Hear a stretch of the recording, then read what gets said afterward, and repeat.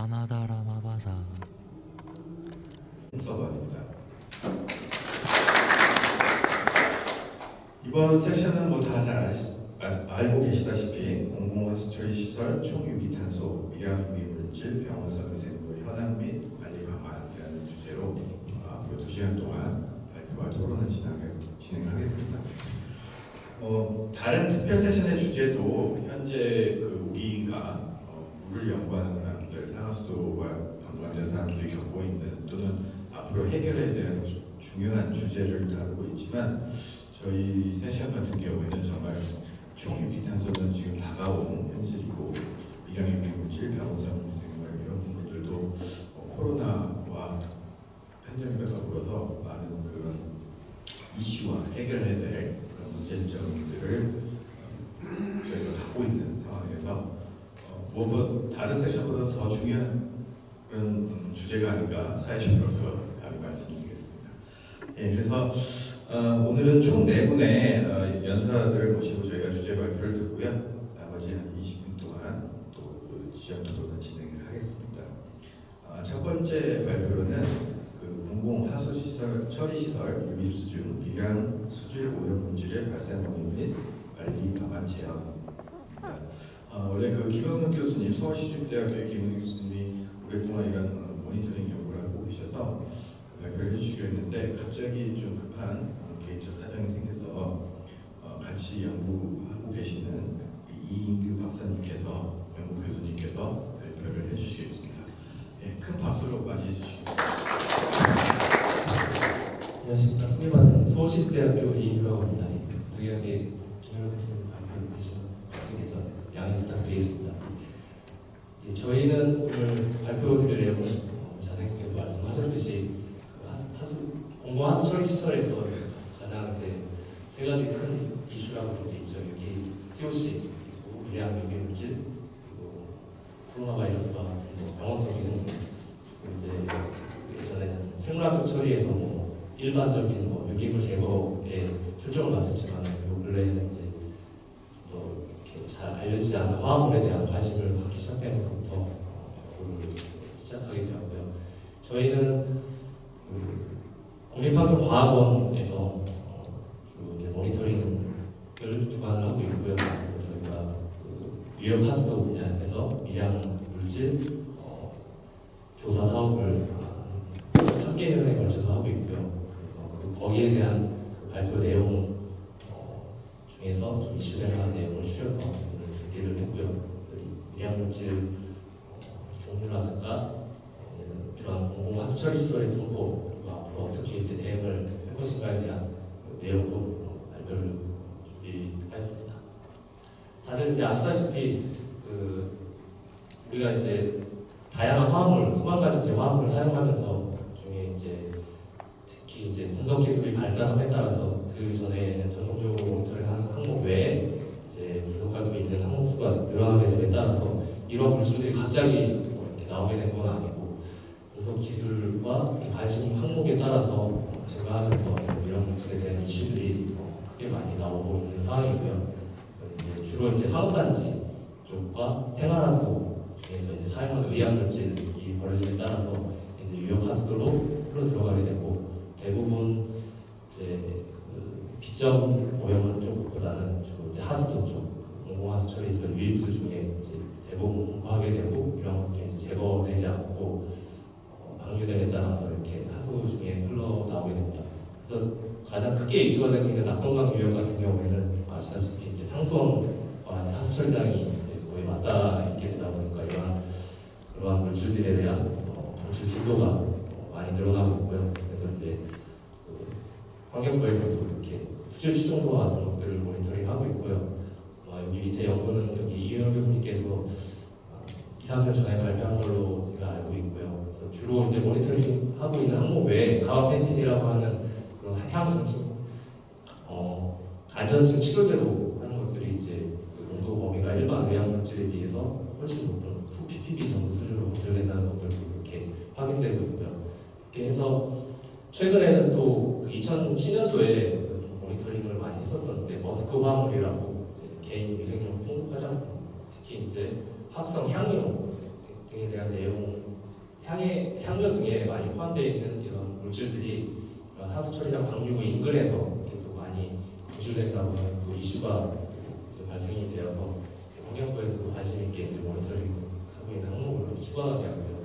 다들 아시다시피 또 수소구성물 NDMA 같은 것들도 주로 이제 낙동강 그 수계에서 이렇게 방출된다고 모니터링해서 보고가 되고 있습니다. 그래서 해외에서도 이런 의약물질, 특히 이제 미량 오염물질 중에서 의약물질 같은 경우에는 수 ppb 이상 실생활에서 많이 사용하고 이제 배출됨에 따라서 많이 검출되는 빈도가 높게 나타나고 있고요. 그 외에 이제 또 근래에는 또 PFC 과물화 화물 같은 것들도 많이 이렇게 검출되고 있습니다.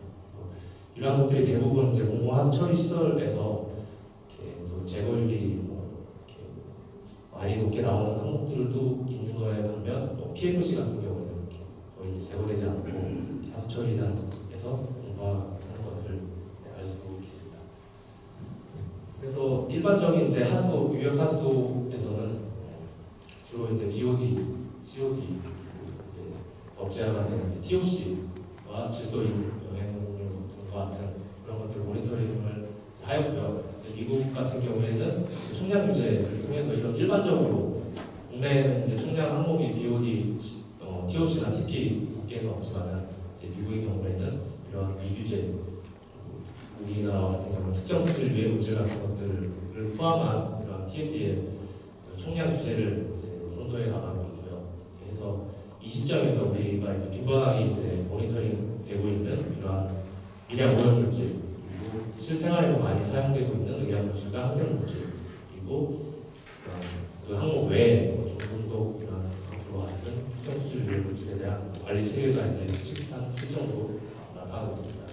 그래서 그 환경과학원에서는 이런 것들을 10년 전부터 계속 지속적으로 모니터링을 하고 있고요. 또 그런 연구에서는 우리가 이제 전국적으로 한 25군데 이제 하수처리장에 대해서 그 처리 용량, 그리고 산업 특성, 그리고 처리 공법 같은 것들을 이제 고려를 해서 전국적으로 각 수계별로 양성과 한강, 영산강 수계에서 25군데를 선정을 하였고요. 그래서 이제 유입수와 유출을 이제 모니터링을 실시를 하였고요. 저희가 특이한 사항으로는 기존에 동시에 이제 채수부합 하는 것이 아니라 이제 하수처리장에 개별적으로 이제 체류 시간을 고려를 해서 이제 채수를 하게 돼서 제거 효율에 대한 직접적인 비교 효과를 좀 높이는 것으로 연구를 하였습니다. 보시는 항목은 여러 가지 비슷한 종들도 있지만 한 100여 개에 대한 것들을 이제 모니터링 했고요. 동시 분석이 가능한 것들은 같이 이제 의약물질 같은 경우는 46종이 포함되어 있지만 동시 분석이 가능하고요. 나머지 중금속 이렇게 각각 이제 특정 수질 유해 물질에 해당되는 항목들에 대해서 모니터링을 실시를 하였고요. 거기에 따라 이제 결과를 이제 말씀드리도록 하겠습니다. 첫 번째로 이제 의약물질이고요. 의약물질은 우리가 실생활에서 많이 이제 의약물질을 먹고 이제 배출되면서 이게 유역하수도로 그대로 이제 흘러들어가게 됨에 따라서 많이 먹는 항목들이 이제 많이 검출이 되게 되어 있고요.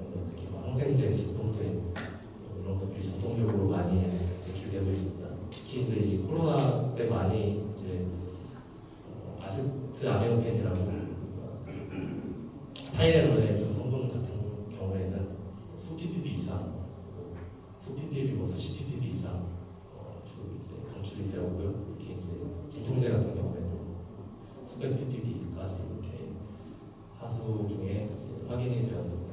또 일반 아까 말씀드린 가방펜틴이나 발기 부전 치료제 같은 것들도 우리가 실생활에서 많이 접하다 보니까 농도 수준은 나노 PPT 수준이지만은 지속적으로 이제 하수 처리장에서 확인이 되는 점이 있고요. 특히 이제 예전에 신종플루 이슈가 되었던 타미플루 같은 경우에는 이게 한참 이제 유행하던 시기에는 이제 농도가 이제 증가하고 유행이 지난 시기에는 분명하게 이제 차이가 나는 것을 알 수 있듯이 이런 의약물질을 사용하는 것들이 뭐 수십 가지가 수백 가지가 있지만 주로 이제 많이 실생활에서 많이 접하게 되는 것들이 많이 이제 하게 되는 것을 알 수 있습니다. 그래서 저희가 뭐 주로 이제 타이레놀 성분과 아스피린, 카페인 성분의 같은 경우가 이제 보통 높게 나타나고 있고요. 그런 것들이 이제 처리 공정에서 생물학적 처리를 거치면서 대부분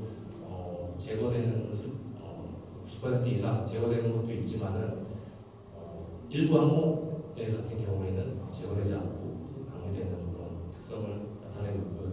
그러니까 이제 전체 57개 모니터링을 한 항목 중에서 70% 이상이 이제 하수도에서 이제 빈번하게 검출되는 것을 확인할 수 있었습니다. 그래서 저희가 단연간 이제 모니터링 그 항목에 대한 평균값을 제시를 했고요. 주로 이제 검출되는 이런 것들 제외하고 나머지 이제 영양질을 보면 평균 정도 1 ppb 수준에서 이제 검출되는 것을 확인할 수 있었습니다. 다음에는 이제 머스크 화학물이고요. 아마 2000년도 초반에 많이 이슈가 되었고 최근에는 이제 언론 보도라든가 이런 것에 나오게 되면서 이제 향신료, 이런 향수, 뭐 이런 화장품 등에서 많이 이제 확인되는 것을 알 수 있었고 조사 결과에서 볼 수 있듯이 대부분 하수 처리장에서 검출되었지만 처리 효율은 뭐 이렇게 20에서 60 사이로 다른 항목들에 비해서 낮게 이제 나타나는 것을 알 수 있습니다.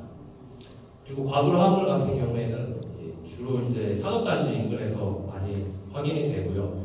특히 과부로 화합물은 거의 이제 하수처리 공정에서 거의 이제 대응이 안 되는 것으로 널리 알려져 있고 활성탄 흡착이나 이런 것들을 제외하고는 많이 이제 검출 제거가 되지 않고 또한 이제 정수처리장 낙동강 수계 같은 경우에는 정수처리장 원수에서 이제 확인되는 경우가 있어서 주로 대부분 이게 낮게 나타나고 있지만은 일부 처리장에서는 산업단지에서 이 원료를 물질을 일부 사용하기 때문에 이제 그 인근에 이제 하수처리장에서는 간혹적으로 또 상대적으로 ppb 수준 검출되는 특징을 나타내고 있습니다. 보시는 바와 같이 주로 이제 P4A랑 P4S 성분들이 많은 정도로 검출되고 있고요. 대부분 이제 처리장에서 제거가 되지 않는 그런 특징을 나타내고 있습니다. VOC 같은 경우에는 이것도 처리가 모니터링을 하는데 간헐적으로 이게 거의 대부분 나타나고 있지 않지만 간헐적으로 한 번씩 이렇게 좀 튀는 경우가 이제 발생을 하고 있고요. 보시는 바와 같이 유사다이오산, ECH 같은 경우에는 한 번씩 산업단지 인근 처리장에서 간혹 이렇게 검출되는 것을 알 수 있고요. 그래서 이러한 항목들도 대부분 낮은 농도로 이제 공부하고 있지만은 주로 이제 자료에서 보시는 바와 같이 낙동강 쪽이 가장 크게 문제가 되고 있고요. 아무래도 산업단지 쪽 생활 하수보다는 산업단지 쪽에 이제 영향이 대부분일 것 같고요. 그래서 적절한 이제 배출원 관리가 필요한 상황. 또한 이제 MDMA 같은 그러한 그 소독 부산물도 간혹 검출되고 있지만 이제 방류수 수준에서는 규제하는 농도 이하로 검출되는 것을 확인할 수 있습니다. 그리고 이제 알질페놀, 일페놀, 비스페놀 A 같은 경우에도 대부분 하수처리장에서 이제 검출이 되나 이제 관리 수준, EPA 관리 수준 이하로 나타나는 공개는 아직 기준이 없지만 관리 수준 이하로 나타나는 것을 알 수 있고요. 그리고 중고성류도 대부분 이제 검출이 오고요. 특히 이 근래에는 리튬 같은 경우에도 방류수, 유입수의 상당 정도로 확인되는 것을 알 수 있습니다. 마지막으로 이제 아크릴아마이드 계열도 대부분 하수처리장에서 많이 이제 확인이 되었고요. 하지만 이제 농도 수준은 우려할 만한 수준은 아니다 이렇게 알 수 있습니다.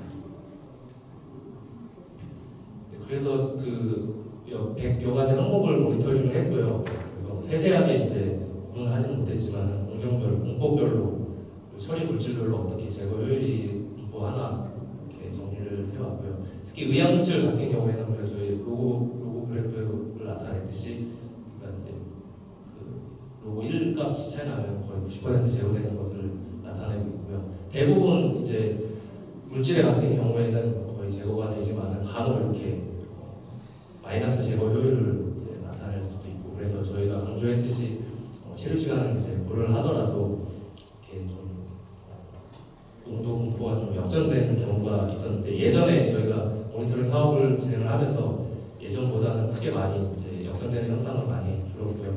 뭐 제거가 거의 제대로 이제 안 되는 경우가 발생하기 때문에 이렇게 역전되는 경우가 있지만은 의약물 같은 경우에는 제거 타 항목에 비해서 제거율이 높은 것을 알 수 있고요.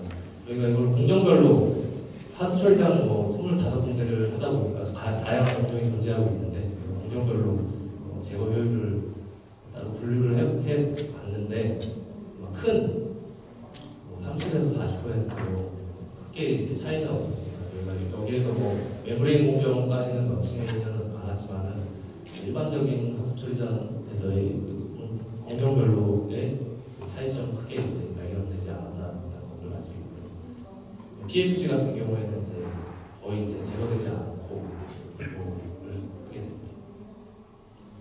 마찬가지로 비스페놀 A, 올리페놀 같은 경우에는 이제 제거된다기보다는 일부 항목 같은 경우에는 이제 슬러지 하수 처리 공정 중에 그 슬러지에 이제 수락되어서 이제 제거하기보다는 배제된다는 그런 것들도 알 수 있고요.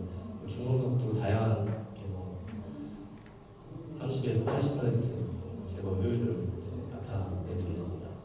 그래서 이러한 것들이 이제 모니터링도 중요하지만은 이걸 어떻게 관리를 하냐가 가장 크게 앞으로 이제 우리가 해야 될 당면 숙제이고요.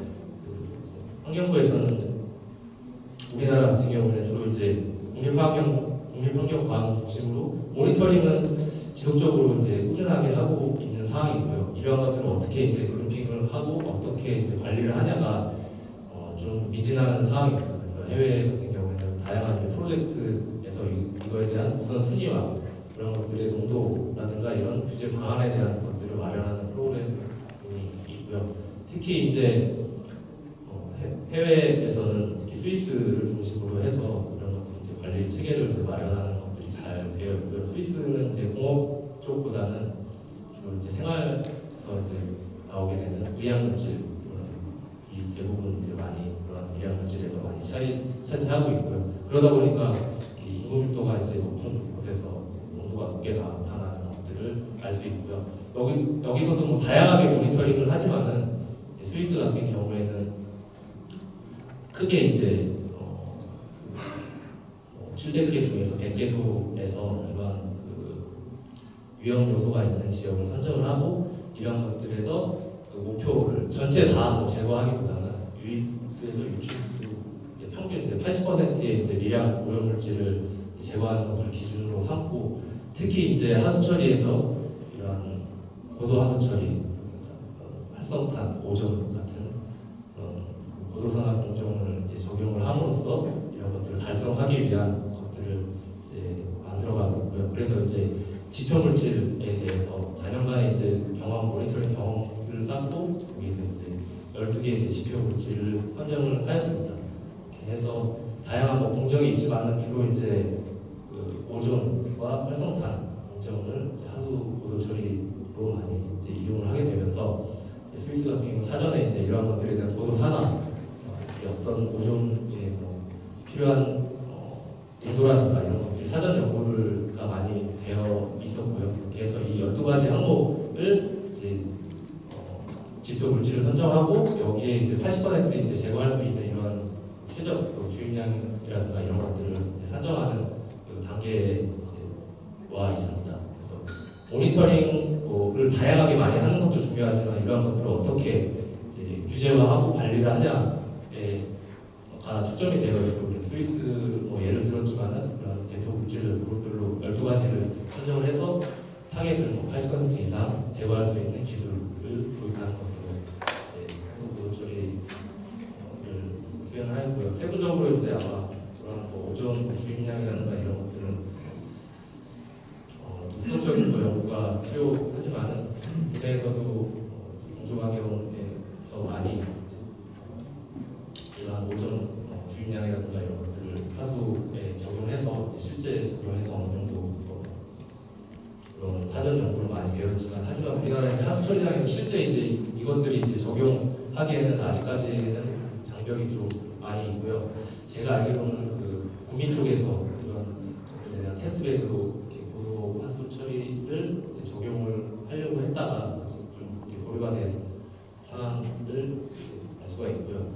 그래서 이제 간단히 뭐 이렇게 대응 방안으로 따지면 일반적인 그런 의약 물질, 뭐 생활화학 물질 같은 경우에는 스위스 경우와 같이 이렇게 전체 다 그렇다고 뭐 국내 하수 처리장을 고도 처리를 도입한다기보다는 일부 우려가 되는 것들을 시범 사업을 통해서 이렇게 적용을 해볼 수 있다는 의견을 낼 수 있고요. 특정 수질 오염물 같은 경우에는 주로 이제 산업단지에서 이제 발생을 하기 때문에 거기에 대한 배출원을 차단하는 것에서 이제 관리를 이제 확대를 해야 된다고 판단이 되고요. 마지막으로 이제 이러한 뭐 주로 이제 요 근래에는 이제 논타겟 분석을 하기 때문에 다양한 화학 물질을 이제 스크리닝 적정한 뭐 농도가 어느 정도 나왔다라고 하는 그런 이슈를 만들다기보다는 그런 것들을 이제 모니터링 스크린을 통해서 유기수 중에 어느 정도 공포하는 것을 알고 이거에 대한 대응 방안을 설정한다 하는 방향으로 이렇게 국내에서 미량물질 방안을 제안을 할 수 있고요. 마지막으로 이렇게 주로 이제 모니터링은 국내에서 많이 되었고 하수처리 기술도 그 여러 가지 뭐 연구 사업에서 고도 처리나 이런 것들에 대해서 기반적인 것들은 다 이제 준비가 되어 있다고 볼 수 있고요. 특히 이제 그런 것들을 하기 위해서 하수 고도 처리를 이제 도입을 해야 되는 시점으로 왔다고 제 스스로는 판단이 드는데 일반적인 경제적인 논리, 그런 엔지니어링을 감안한다면 전통적으로 이제 하수 처리장은 유기물 제거의 목적이 있다 보니까 굳이 이렇게 고도 처리까지 도입을 해야 되냐라는 것들에 대한 반발이 없지 않아 있고요. 그래서 이 환경부에서도 이런 것들을 고민을 하고 있는 것으로 알고 있습니다. 국내에서도 이렇게 발표는 못했지만 많이 모니터링을 해서 그러한 것들에 대한 데이터베이스를 어떻게 잘 관리를 해서 관리 방안이라든가 관심 물질을 선정을 하고 거기에 따른 고도 처리 방향이나 배출원 관리를 통해서 충분히 앞으로 상변한 이런 미량물질 과제를 대응을 할 수 있다라고 판단이 됩니다. 제가 준비한 부분은 여기까지고요. 필요한 부분이 있습니다. 토론이나 이제 자유롭게 질문해 주시면 좋겠습니다. 감사합니다. 네, 이규 박사님 발표 해주셔서 감사드리고요.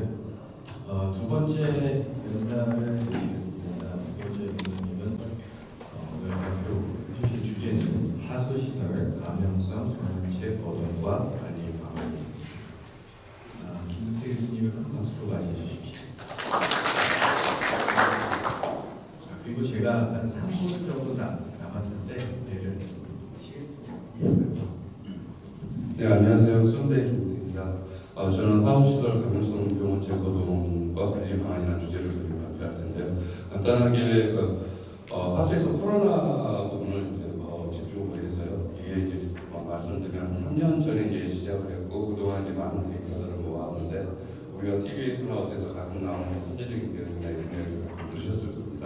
이게 실제 우리 데이터에서 가능한지 그 부분들을 보여드리고 그 외에 감염병 대응에서 어떤 부분들까지 갈 수 있는지 그런 부분들을 좀 해보겠습니다. 제가 제일 처음에 COVID-19이라는 것을 들었을 때 어떤 부분을 우리가 할 수 있을까 제일 처음에 저는 그래서 패스장 질문 3가지 정도 생각합니다.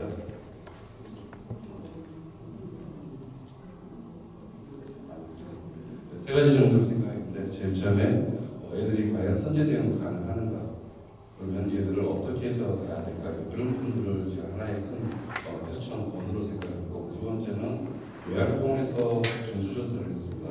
환자들에 대해서 일주일에 꼭 2번씩 계속 하다 보니까 그 비용 막대한 비용, 시간 그런 부분들을 어떻게 접근을 할 수 있을까? 그런 부분들에 대해서 두 번째 고민을 했었고요. 또 세 번째는 이 코비드-19의 다양한 감염성 병원체들이 있을 텐데 얘들이 결국 하수처장을 통해서 공급 요구가 변경이 될 텐데 과연 그들의 고도나 상태나 현재 어느 정도 있는가 이 세 가지 부분에 대해서 고민을 했습니다. 그리고 관리 방안은 어떤 부분이 있는지 배터리가 다 됐나 봅니다.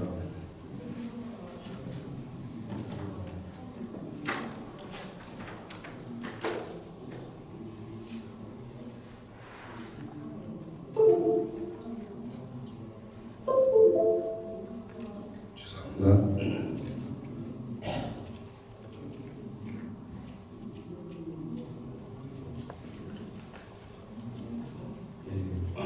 그리고 마지막 관리 방안은 어떻게 가야 될지를 질문인데요. 연구병에서 이 부분은 대부분 다 알고 계실 겁니다. 18년에 스페인 독감이 시작해서 현재 코비드-19 그리고 향후 몇 년 안에 또 신종 호흡기 바이러스가 온다. 그래서 이런 부분들은 우리 조심해야 합니다. 다행히 메르스 덕분에 우리는 어느 정도 대응할 수 있는 체계를 갖췄고 그렇기 때문에 K 방역이 이번 좀 성공한 건 아닌가. 더군다나 이번에 이런 코로나 코비드-19 통해서 K 방역이 많이 성공했습니다. 그 외에 여기 제가 사이언티픽한 어떤 알고리즘이나 툴들을 한다면 이 외에도 충분히 가능하지 않을까 싶습니다. 그래서 다음 넘어가 보시면 감염 선제 대응은 가능한가? 퀘스천 1에 대해서 첫 번째 설명했었고요. 결과 부분에서 이 부분을 설명드리겠습니다. 그리고 퀘스천 2에서 말씀드렸던 것처럼 전수조사를 거의 매주 2회씩 했었습니다. 이런 부분들을 어떻게 접근할까? 이 부분에 대해서는 솔루션이 반드시 있어야 된다고 생각을 했었고요. 이 부분도 결과 부분에서 말씀드리겠습니다. 그리고 퀘스천 3에서는 여기서 보시다시피 다양한 감염성 병원체 등이 있습니다. 박테리아 경우, 바이러스 경우, 원생동물에서 나오는 대표적으로 말씀드린다면 사스코브나 뉴모니아나 헤파티스나 그다음에 노로바이러스 그런 스타일의 다양한 게 있거든요. 이런 게 상수원에서는 얼마만큼 공부하고 있는가 그런 부분들을 좀 연구를 했습니다. 그래서 첫 번째 퀘스천 1에 대한 결과를 가보시게 되면요. 연구재단에서 제가 2년 동안 해왔던 건데 그 전에 제가 K부터 과제가 있었었고 오늘은 작년부터 있었던 결과를 잠깐 보여드리겠습니다. 그래서 병원체 코비드-19의 다양한 바이러스나 박테리아를 어떻게 검출했는지 현재는 다 확인됐고요. 그러한 부분들을 데이터베이스하고 향후에 감염병 확산 모델 그리고 플랫폼 개발까지 현재 하고 있고요. 아마 올해 말에는 이제 최종 결과가 나올 예정입니다. 그래서 결과를 보시게 되면 여기 시선과원으로 이미 전처리 기법과 이런 부분들은 디텍션은 2년 전에 마무리를 했습니다. 현재 디텍션 리미트는 7선수까지 갔고요. 이론적으로는 200ml를 샘플링했을 때 200ml의 바이러스 파티클이 하나 있을 때 그때는 720 파티클이거든요. 근데 그건 이론적인 수치고 가끔 나오긴 하지만 그건 오차범위 들어가기 때문에 7선수 파티클들을 디텍션 리미트로 잡고 있고 현재는 그 정도까지 계속 검출이 되고 있습니다.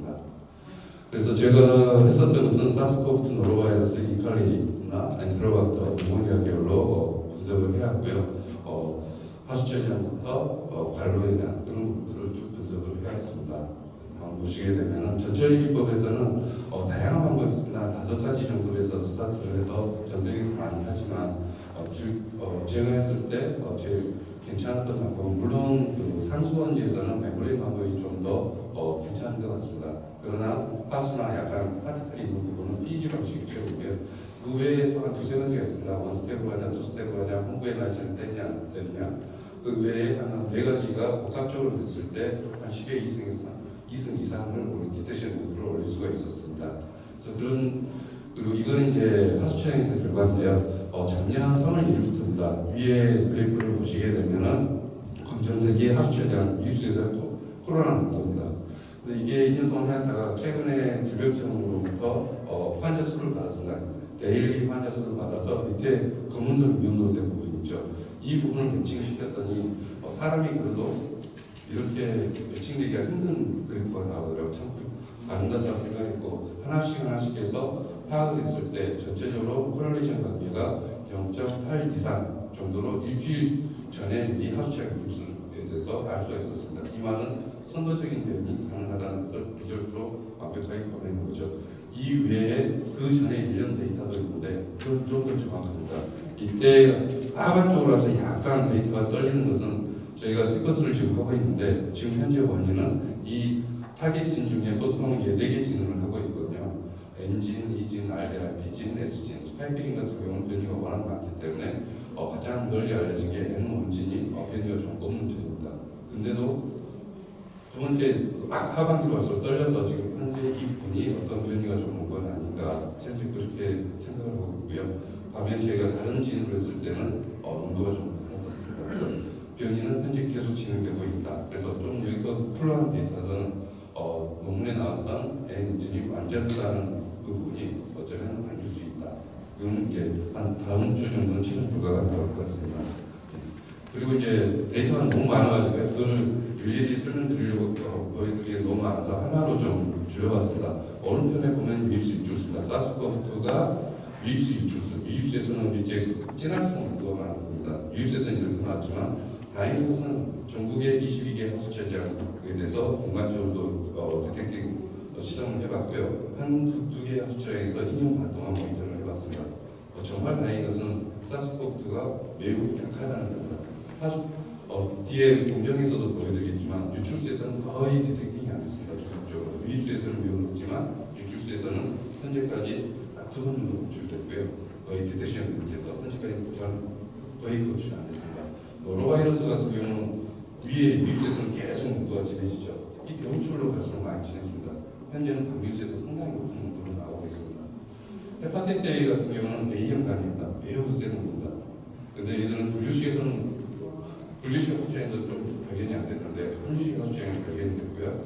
얘 같은 경우는 어떤 경우는 거의 처리 효율이 한 50%밖에 안 되고 어떤 데는 처리 효율이 90%가 되고 근데 이 부분이 이제 발로 경로를 따라서 어디에서 오느냐 아마 그런 부분들하고 좀 연관되지 않나 그래서 이 부분은 헤파티스 A는 좀 더 연구가 좀 필요한 부분이고 데이터가 너무 잘 안 나오기 때문에 근데 현재적으로 전체적으로 나오고 있지는 않습니다. 다만 도시형 쪽에서는 좀 나오고 있고요. 또는 국가평에서는 나오고 있지 않습니다.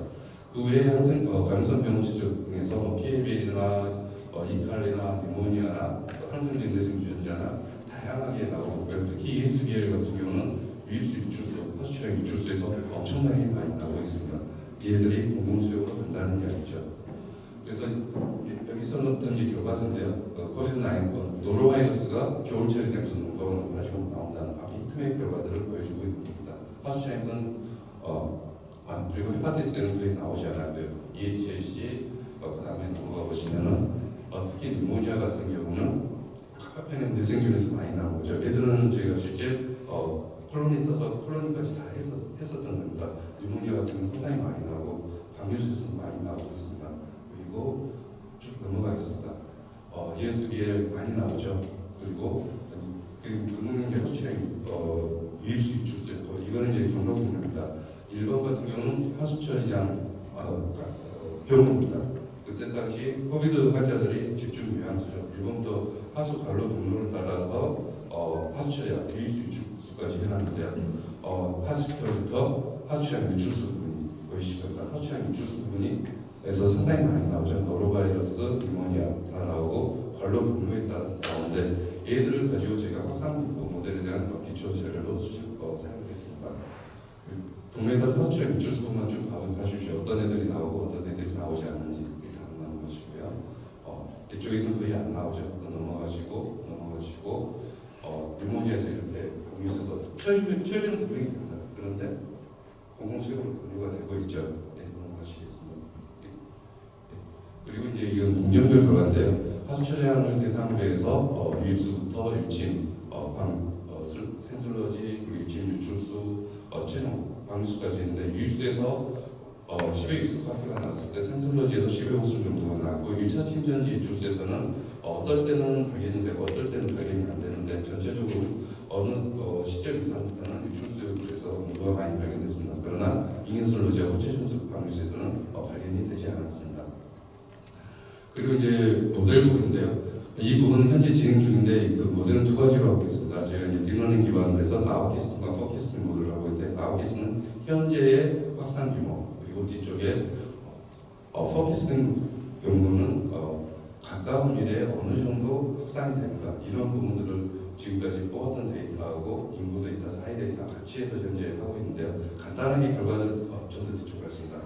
보시게 되면 저 되는 건데요. 거의 말스케어 값이 일주일 뒤까지 했을 때 거의 말스케어 값이 0.8까지 현재 가고 있는 걸로 파악이 되고 있고요. 아직도 계속 학습 중입니다. 이 학습에 대한 결과들이 더 들어갈수록 좀 더 정확한 결과가 나오지 않을까 싶습니다. 그다음에요.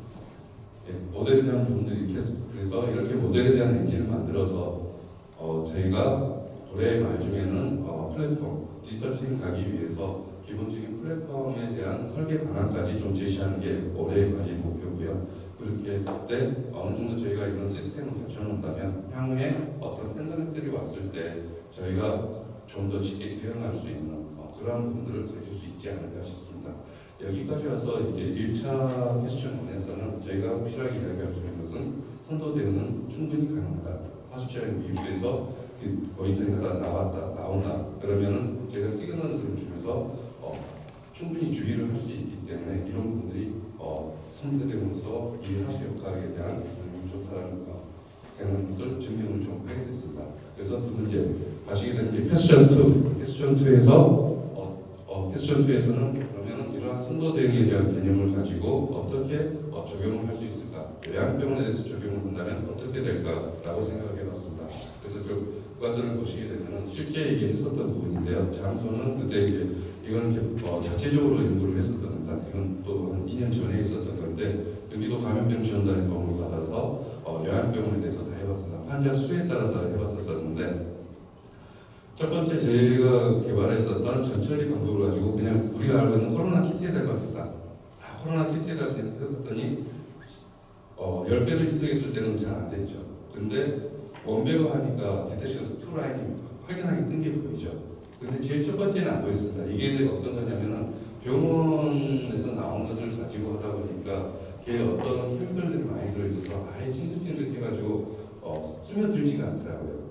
그래서 첫 번째는 안 됐고 두 번째, 세 번째, 네 번째는 다 됐고 또 환자 한 3명 있는 데까지도 다 됐었습니다. 그래서 이러한 결과는 이제 저는 여기까지 이 결과까지 했었고 이 결과를 가지고 저랑 또 같이 연구하고 계신 고려대 김성표 교수님 계십니다. 김성표 교수님이 세종시에서 이 병원을 이 사례들을 적용을 해봤는데 크게 두 가지가 있었습니다. 병원 7개를 가지고 하수처럼 유입돼서 모니터링하다가 나오니까 좀 증가되는 걸 보면서 요양병원을 했습니다. 그랬는데 요양병원에서 증가되는 것을 확인하고 두 군데 병원에 알려줬습니다. 근데 한 군데 병원은 조치를 취해서 코호트로 가지 않았고 한 군데 병원은 조치를 취하지 않아서 코호트까지 갔습니다. 그래서 이러한 하수 역학이 선도 대응으로서 요양병원에 충분히 높은다라는 것을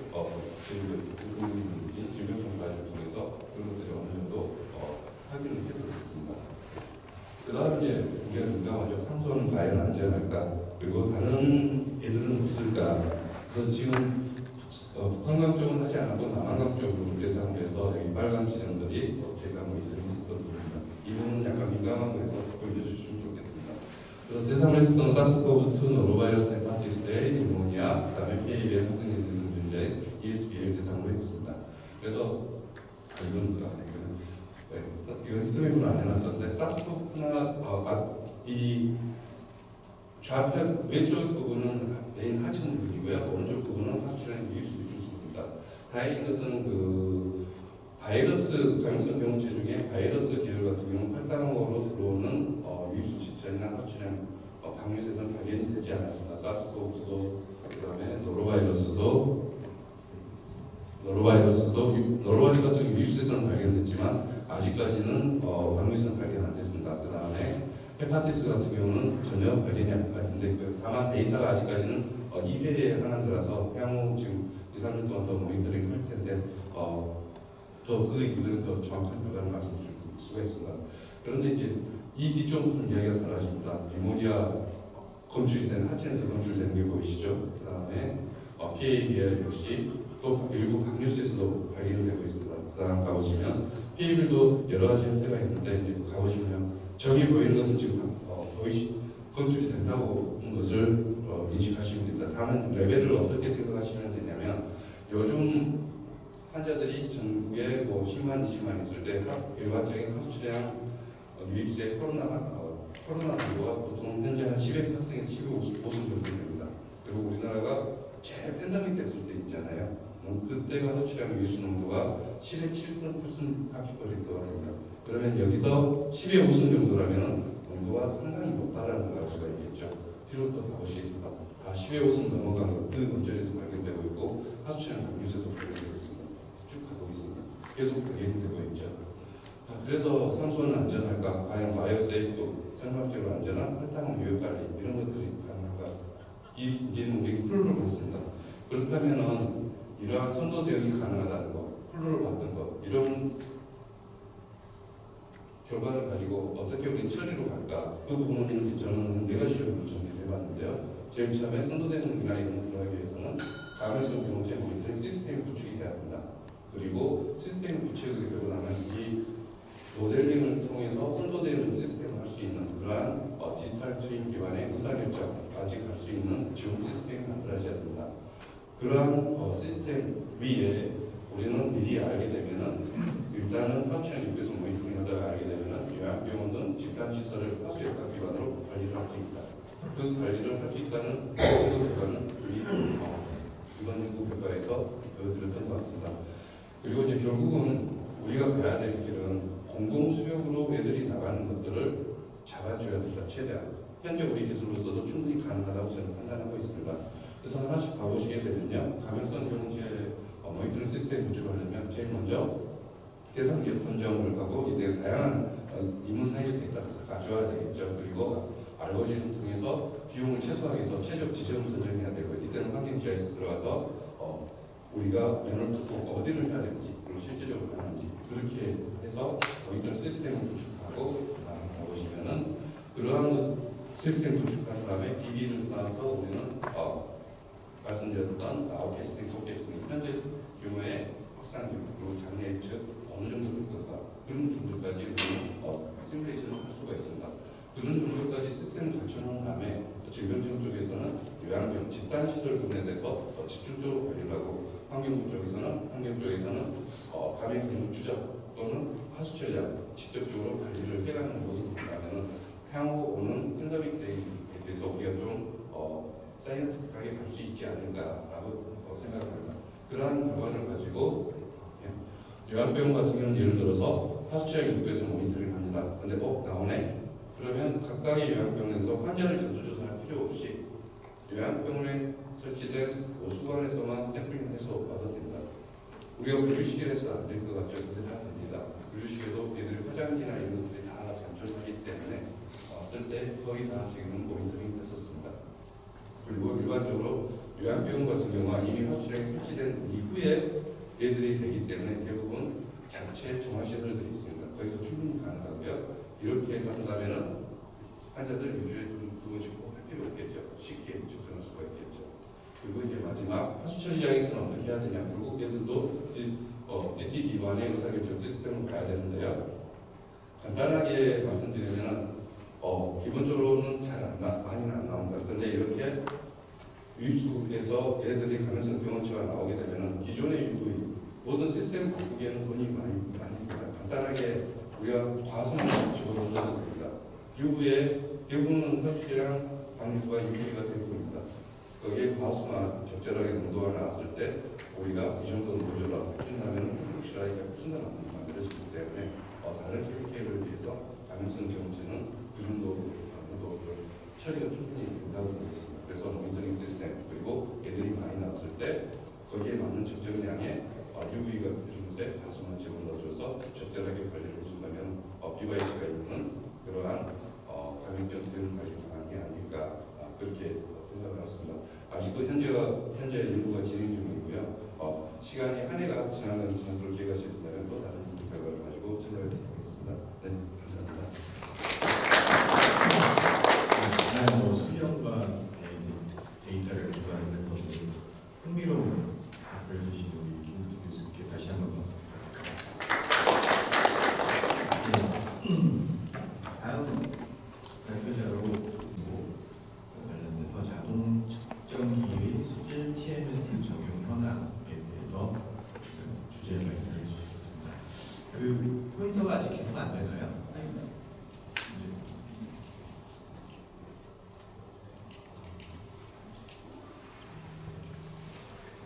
네, 우리 유용 교수님은 큰 박수 맞이해주시고. 안녕하세요. 주식회사 휴가스에 근무하고 있는 영업부의 유용 이사입니다. 사실은 총 6기탄소 자동 측정기 현황이 이제 뭐 그런 사항에 대해서 저희 R&D 쪽에서 오늘 발표가 되고 있는데 저희가 지금 2층 지금 상습 전시회에서 지금 전시를 좀 하고 있는 상황입니다. 그래서 저희 부스를 보신 분들도 계시겠지만 보신 분들은 오늘까지 전시회가 진행되고 있고 그에 대해서 지금 발표가 있어서 제가 급히 올라오게 됐습니다. 오늘 총 유기탄소 TOC에 대해서 자동 측정기에 대한 적용 현황, 지금 국내 사항들 그리고 또 이제 습식 산화 방식에 대한 원리나 이런 부분에 대해서 간략히 설명드리도록 하겠습니다.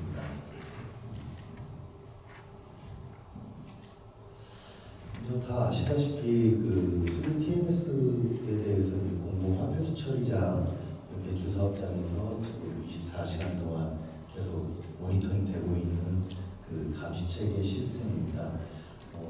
TOC뿐만 아니라 이제 관리 항목으로는 TOC나 TNTP 그다음에 부인물질 PHSS 적성량 등을 지금 환경부에서 실시간 지금 감시를 하고 있는 상황이고요. 지금 1종에서 3종 사업장까지도 지금 TMS 1일 배출이 700톤 이상 경우 지금 3종 사업장까지도 부착 대상으로 적용된 사항으로 되어 있습니다.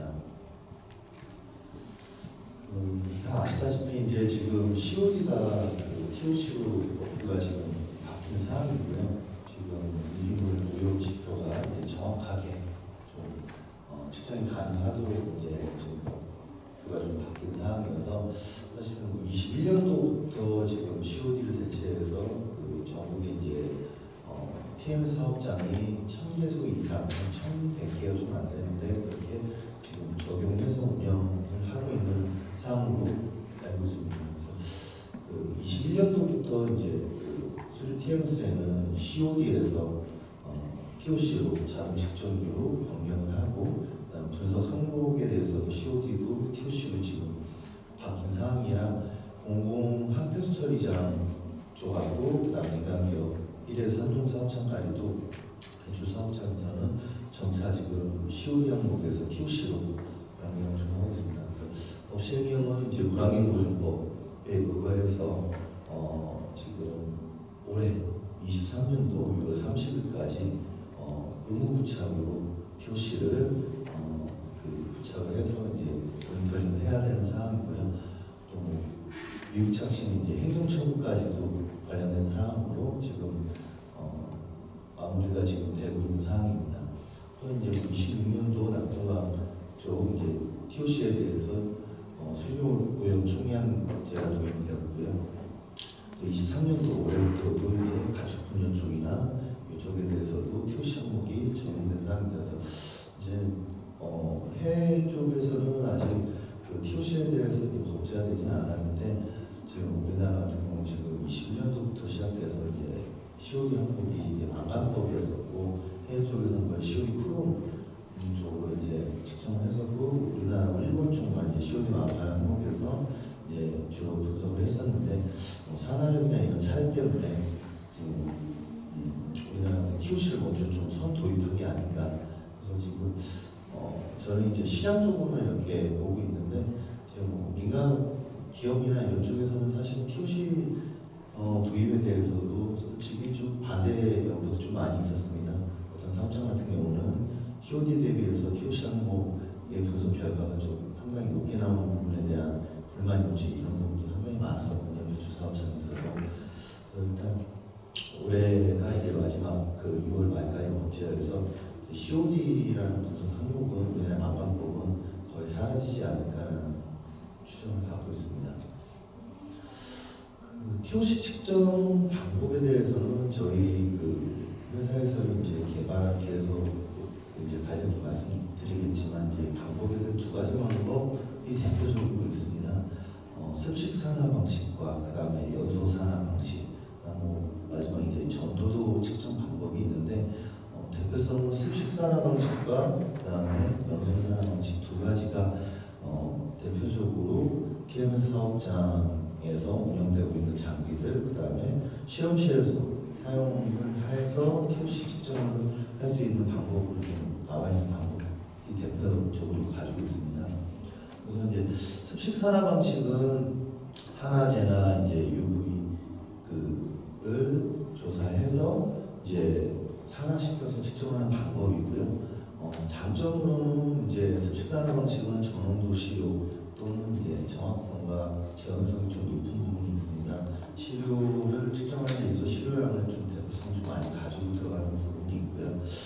단점이라고 하면 연소산화 방식에 대해서는 산화력이 조금 떨어진다 이런 부분이 있습니다. 근데 이제 지금 운영하고 있는 이제 TM 사업장 같은 경우 합폐수 시설 같은 경우는 배출 허용 기준 농도가 공공합폐수 같은 경우는 뭐 대다수가 25mg/L, 그다음에 최대 높은 데는 75mg/L 그 정도이기 때문에 현재 TMS 사업장에 운영하는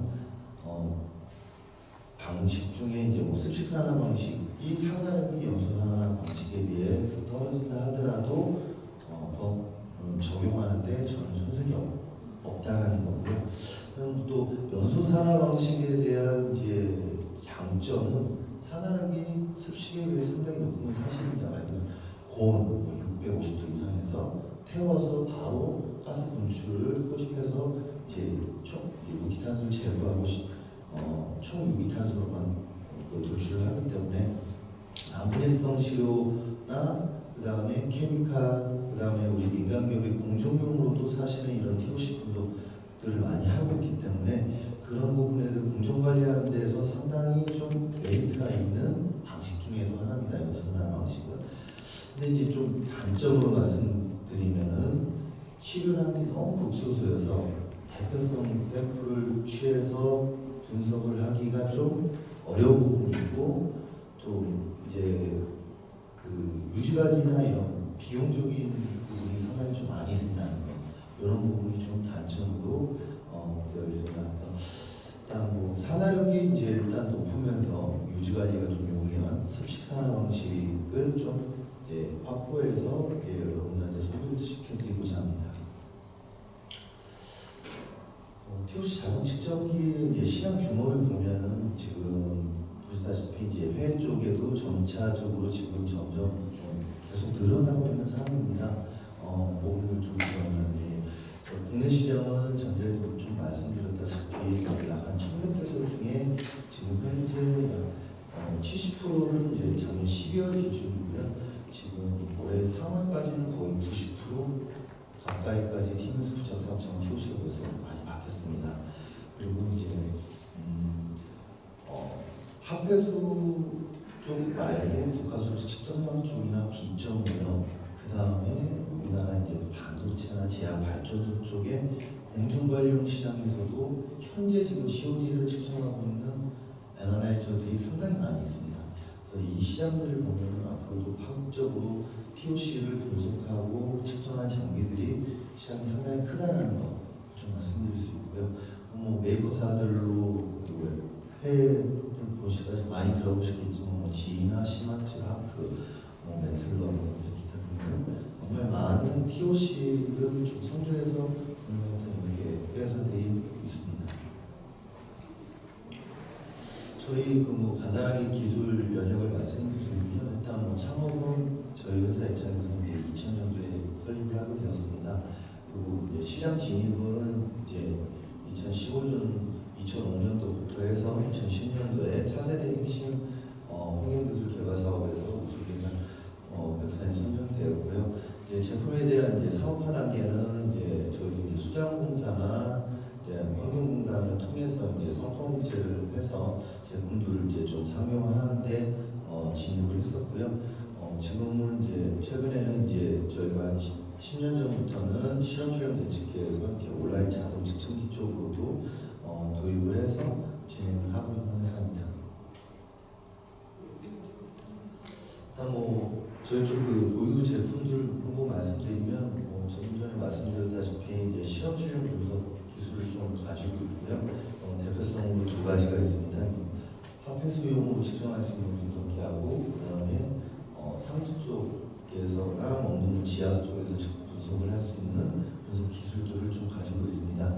그리고 이제 TMS 사업장이나 현장용 공정용 분석으로 할 수 있는 분석기들을 이제 보유하고 있고요. 대표적으로 이제 뭐 TMS 쪽으로는 POC나 TNTP, 그다음에 중립석 분석을 할 수 있는 이런 부분들을 접목시켜서 가지고 있습니다. 그리고 이제 그 기업체들에서 운영하고 있는 이제 공정용 분석 기술을 저희가 보유하고 있습니다. 제품에 대해서 뭐 인증을 받은 부분들이 이제 상당히 많이 있고요. 해외 쪽으로도 이제 뭐 시민 인증이라든지 중국 같은 경우는 이제 그 형성을 반드시 받아야만 중국도 제품을 판매할 수 있기 때문에 이렇게 인증을 받았고요. 국내 쪽으로는 이제 TMS 사업장의 계측기가 이제 도입이 되려면 기본적으로 형식 승인을 받아야 되는 거가 있어서 형승을 받았고요. 나머지 신기술 인증이라든지 그다음에 조달처 인증, 그다음에 그 혁신 제품에 대해서 인증을 받았습니다. 그다음에 이제 아래는 이제 뭐 기업 인증 및 수상 시청은 생략하고 넘어가겠습니다. TOC 제품에 대해서 이제 저희가 이제 확보한 이력인데요. 사실 2012년도부터 저희가 이제 총유기탄소 자동 측정기나 이제 그 제품을 개발하고 이제 그 도입을 그때부터 시작을 했습니다. 상당히 오래전부터. 그래서 그 12년도부터 시작을 했고요. 15년도에는 이제 수주로는 지금 이제 TOC뿐만 아니라 총인하고 총질소까지도 상용화 단계에서 이제 성과 공제를 환경공단하고 1년 동안 현장 테스트 배당을 같이 진행을 했었고요. 그 다음에 2019년도부터는 이제 저희가 이제 그 기술을 토대로 이제 환경 R&D 기술에서 이제 24년도 선정되기도 했습니다. 그래서 지금 현재는 이제 저희가 이제 그 환경 기술 개발 사업에 우수개발 스타 기술 기업으로도 선정이 됐었고요. 지금 혁신 제품으로도 이제 환경부로부터 인정을 받아서 총유기탄소 측정 기술이나 제품, 그 다음에 그런 부분에 대해서도 인증을 받았습니다. 일단 그 신청 제품에 대한 이제 성과는 다음과 같이 특허나 그다음에 논문 게재, 그다음에 인증이 다음과 같이 있습니다.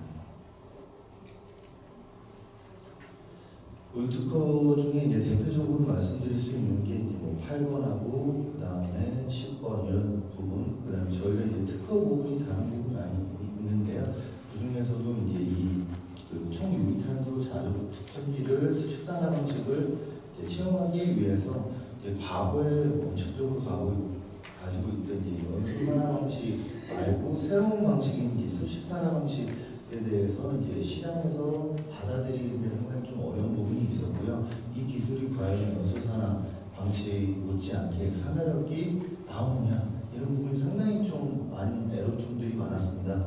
그래서 상당히 그런 부분을 입증하기 위해서 이제 환경부 산하기관들하고도 성과 공제한 부분도 있고 또 의료 특허를 통해서 인증을 받기 위해서 그 총유기탄소에 대한 이제 그 산화력 증가라든지 그다음 검출 방식, 측정 방식 이런 부분에서 상당한 특허를 보유하게 되었습니다.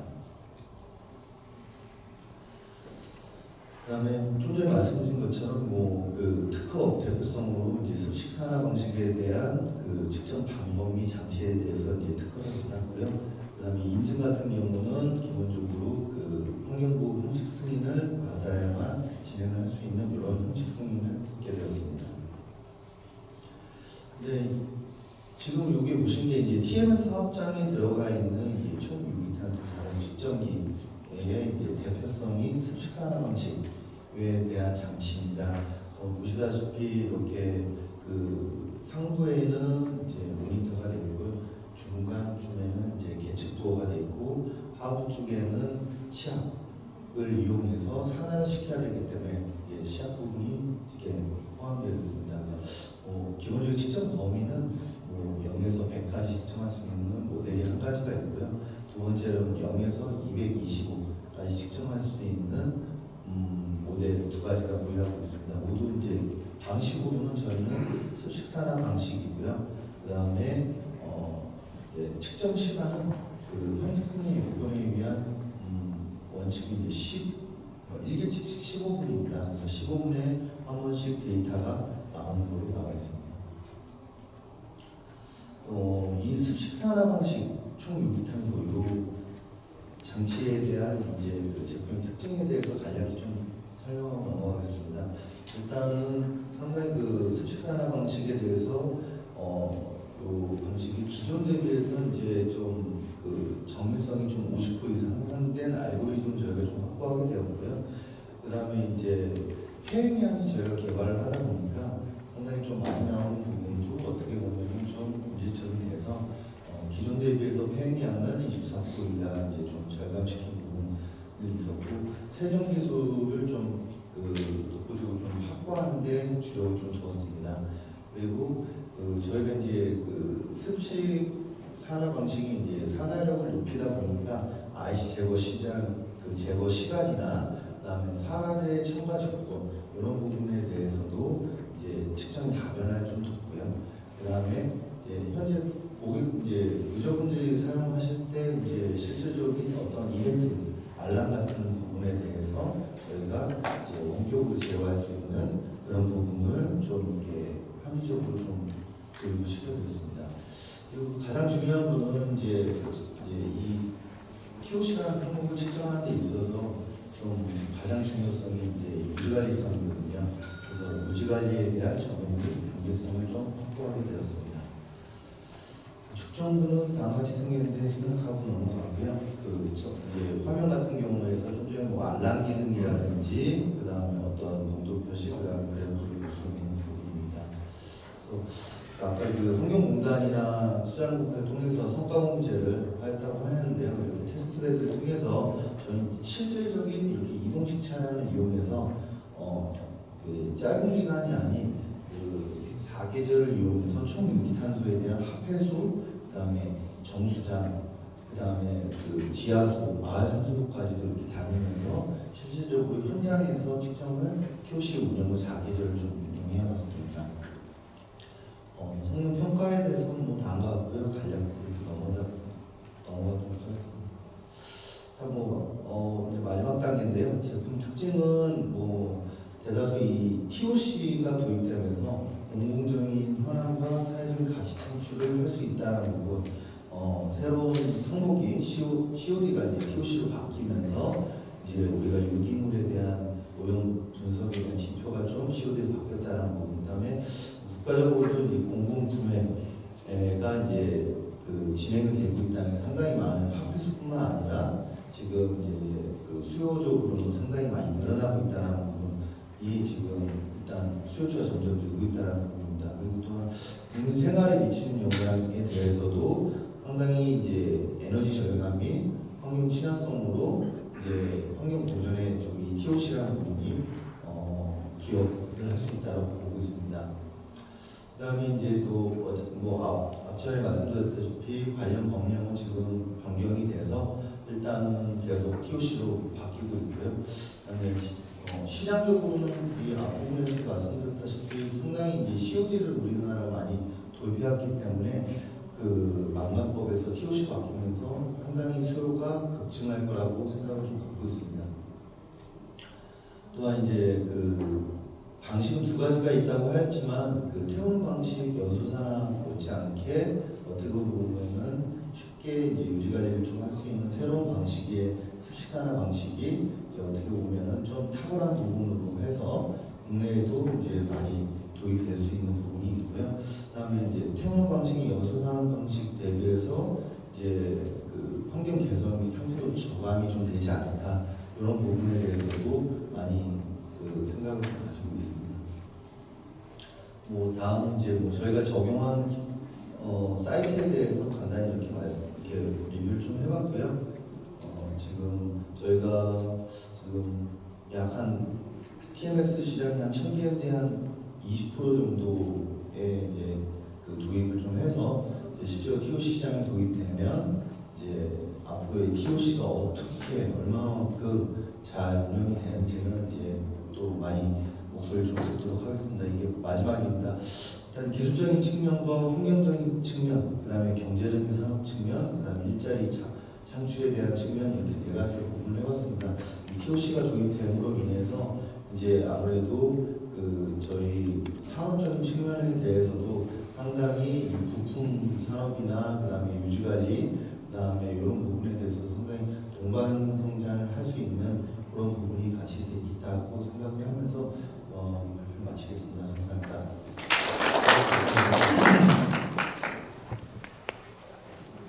예, 발표해 주신 유용 교수님께 감사 말씀드리고요.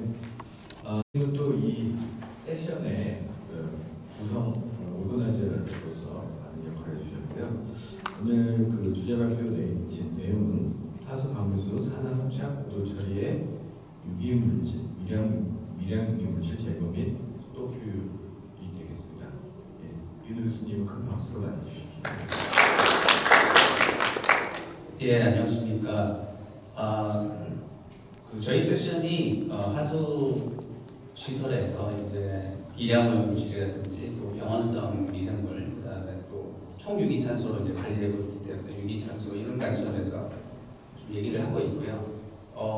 근데 낙동강 수역을 보면 어쨌든 하수 방류수가 이 상수원 수질에 영향을 미칠 수 있는 것 같습니다. 그래서 제 발표는 주로 그 하수 방류수를 조금 고도 처리, 특히 이제 오존 산화와 활성탄 흡착을 적용을 했을 때 조금 수질 개선을 할 수 있지 않을까 그런 평가들을 진행을 했습니다. 그 내용에 대해서 좀 말씀을 드릴 거고요.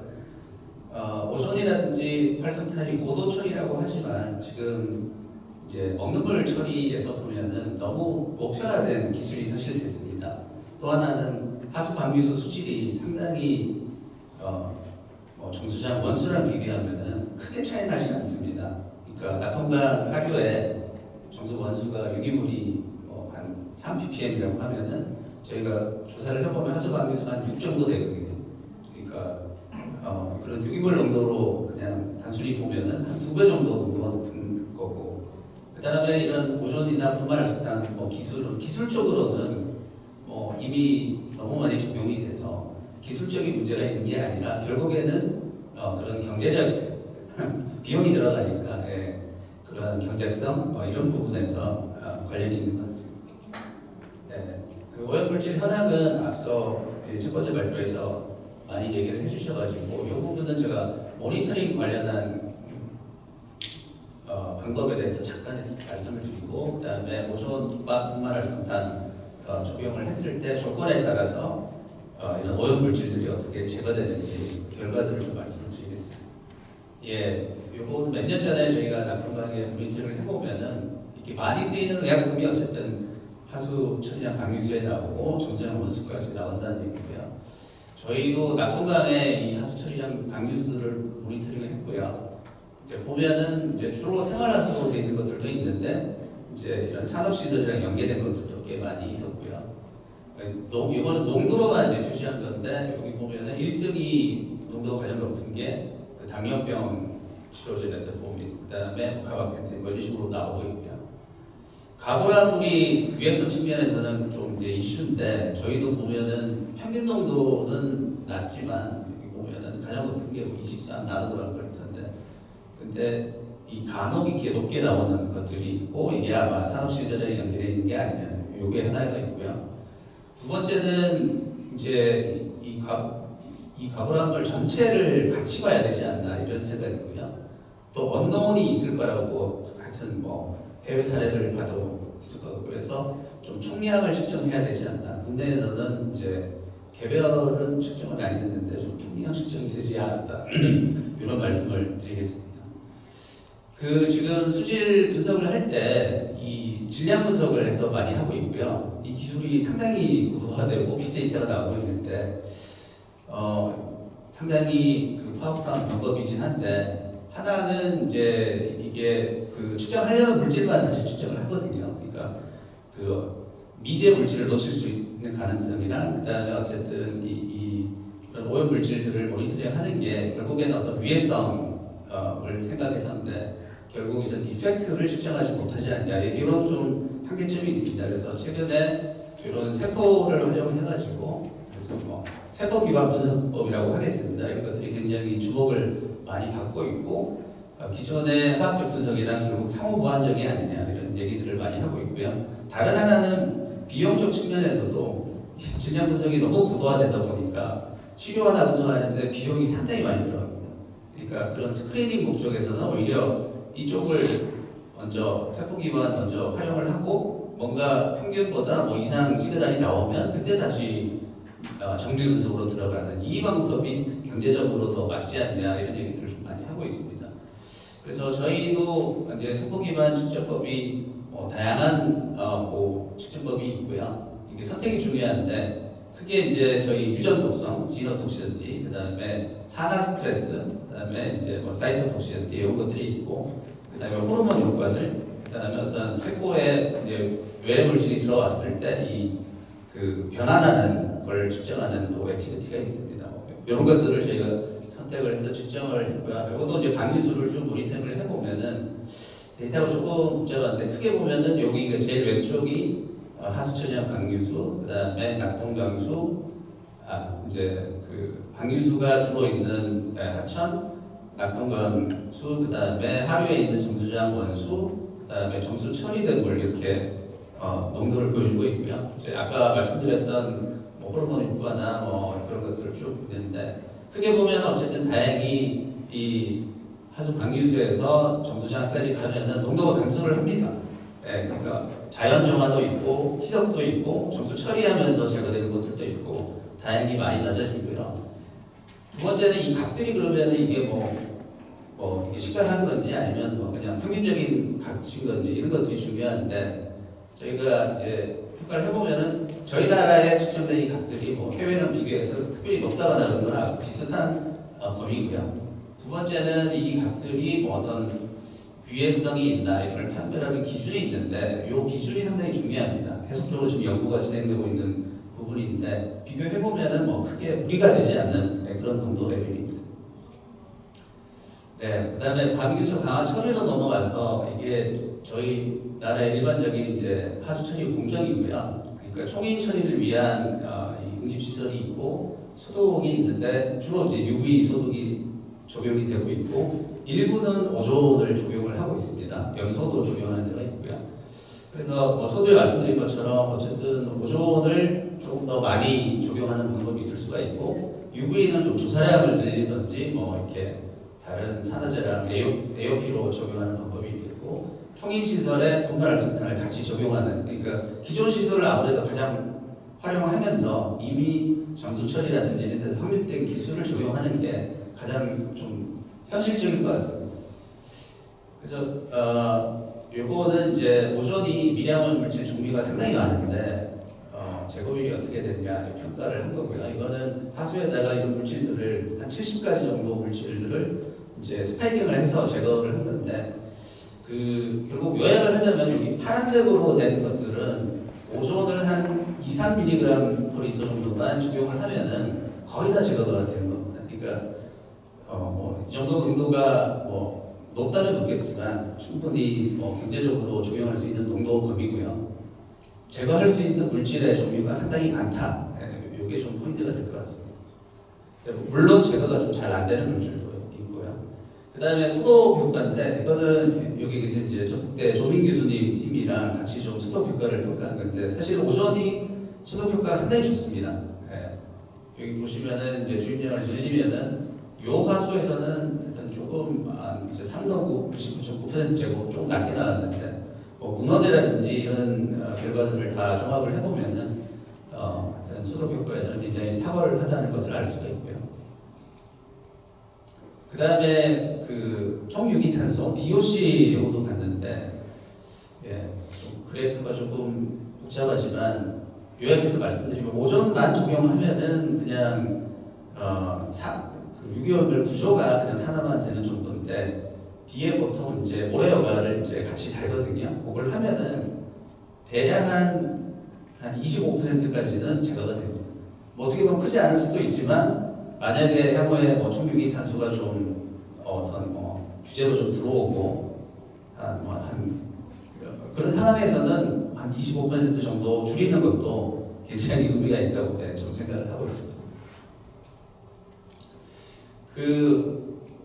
저희가 그 하수 국내 하수에다가 이 오존을 적용 가능한지 그리고 트리터빌러티라고 이렇게 좀 얘기를 했고 요거는 이제 1차적으로는 그 하수 생산만 좀 알아도 적용 가능한지 안 한지 알 수가 있거든요.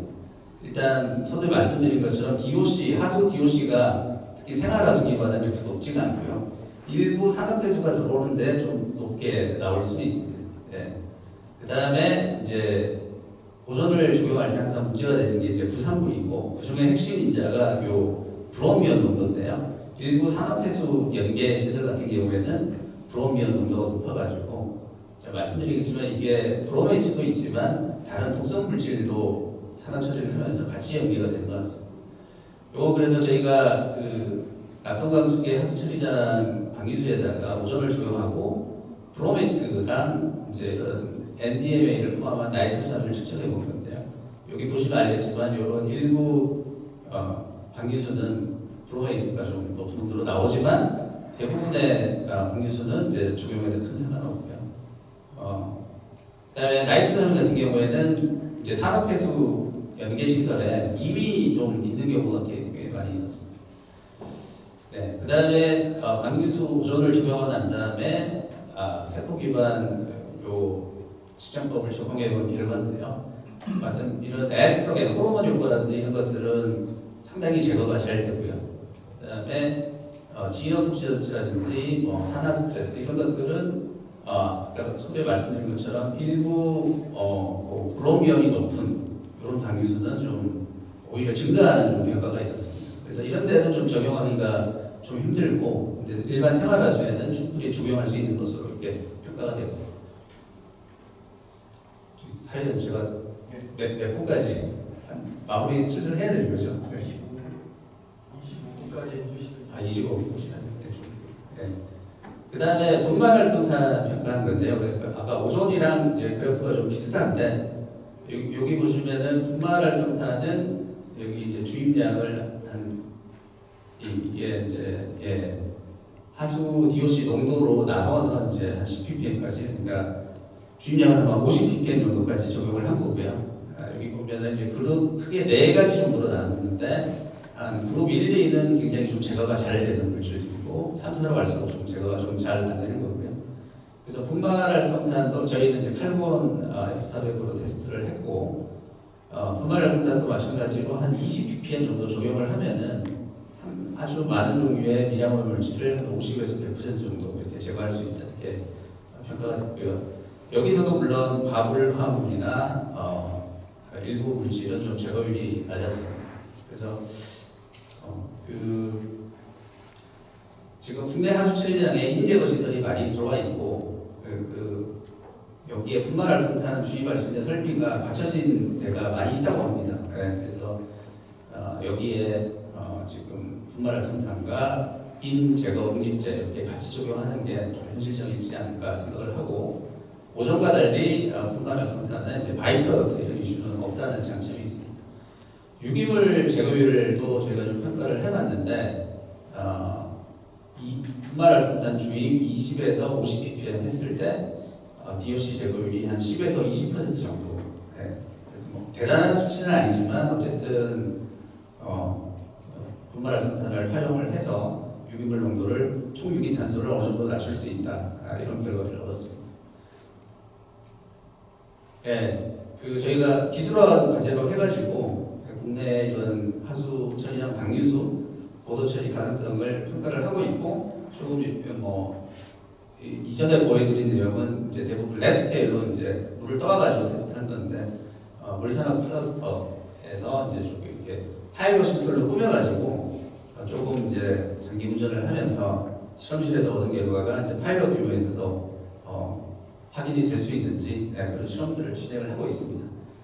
정리를 하자면은 이 미량원 물질 관리 방안에서 일단은 모니터링이 상당히 중요하고 모니터링 방법도 기존의 이 매스 기반 화학적 분석 기술이 주로 되고 있는데 그런 효용성이나 비용 측면에서 그런 바이오 에세이 방법을 좀 도입을 하면 좋지 않을까 이런 생각이고요. 또 하수 방류수 강화 처리로 수생태랑 상수원 보호를 할 수가 있습니다.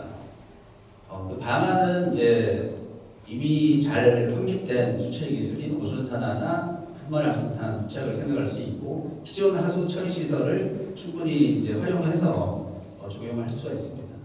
그래서 낙동강 속에 하수 전용 방류세 우조를 적용해 왔는데 생활하수에는 어쨌든 적합한 곳으로 나왔고요. 일부 산업해수 연계 시설은 부산물 이슈가 좀 있었습니다. 예. 오존 주입량은 한 3ppm 정도로 굉장히 수질 개선 효과를 얻을 수가 있었고요. 활성탄은 이제 기존 인제거 응집 시설에 연계해서 적용이 가능하고 주입량은 대략 한 20ppm 정도 하면은 많은 종류의 미량 오염 물질을 제거할 수 있었습니다. 예, 근데 활성탄 같은 경우에 이제 활성탄 확보 이슈가 있겠고 또 이제 슬러지 발생량이 증가하기 때문에 이런 엔지니어링 이슈가 있을 것으로 예상을 하고 있습니다. 예, 이상으로 발표를 마치겠습니다. 감사합니다. 마지막 발표. 저는 이 토론회 전장을 맡게 된 충남대학교 최영균 교수라고 합니다. 반갑습니다. 오늘 앞서 세 분 발제 너무 네 분이죠. 이윤호 교수님까지 네 분 발제 너무 잘 들었고요. 사실 제 전공 분야하고 약간 좀 거리가 있는데 저는 그래도 이제 하수처리가 프로세스 전공을 하다 보니까 늘 관심 있게 지켜보는 주제이기도 합니다. 그래서 오늘 지점 토론으로는 세 분이 이제 해주실 예정인데요. 우리 키스트의 홍성원 박사님, 각자 좀 이따가 우리 토론하실 때 본인 소개 좀 간단하게 해주시기 바라고요. 우리 시간 좀 세이브하는 차원에서 그리고 우리 건설기술연구원의 황태문 박사님 참석해주셨고요. 그리고 전북대학교 조민도 교수님 지점 토론자로 참석해 주셨습니다. 그리고 네 분 발제하신 분들 같이 자리해 주셨는데 뭐 자유롭게 우리 지점 토론 중간도 좋고 그 다음에 하시는 뭐 토론 중간에 뭐 혹시 의견 있으시면 이렇게 끼어들어서 얘기하셔도 괜찮을 것 같습니다. 아니면 저한테 좀 이렇게 표시를 해주시면 제가 진행하는데 좀 이렇게 도움이 될 것 같습니다. 일단 제가 좀 부탁드리고 싶은 거는 뭐 모니터링이나 우리 세 분 오늘 지점 토론하실 분들이 미량 오염 물질 관리나 뭐 모니터링 제어 방안 이런 쪽 워낙 전문가시기 때문에 발제한 내용에 대해서 질의응답 이렇게 하는 것도 좋을 것 같은데 제가 판단하기에 일단 쉽진 않겠지만 그래도 이 미량 오염 물질 그 다음에 그 병원성 물질 또 우리 김국태 교수님 코비드 관련해가지고 또 발표도 해주셨는데 그런 것들을 갖다가 이제 앞으로 어떤 식으로 우리 하수 처리장을 중심으로 관리를 해나가야 될지 엔지니어링 관점에서 이렇게 조금 한번 심도 있는 논의를 길진 않지만 시간이 한번 해보는 것도 좋지 않을까 이게 제 욕심인데 말씀하시다가 혹시 그런 부분에 대해서 평소에 좀 관심을 가지시고 계시거나 아니면 의견이 있으시면 좀 함께 얘기해 주시면 좋을 것 같습니다. 자 그럼 오늘 제가 지점에서 우리 첫 번째 발제를 홍석원 키스트 우리 물순환자원연구 단장님께서 먼저 시작을 해주시면 감사하겠습니다.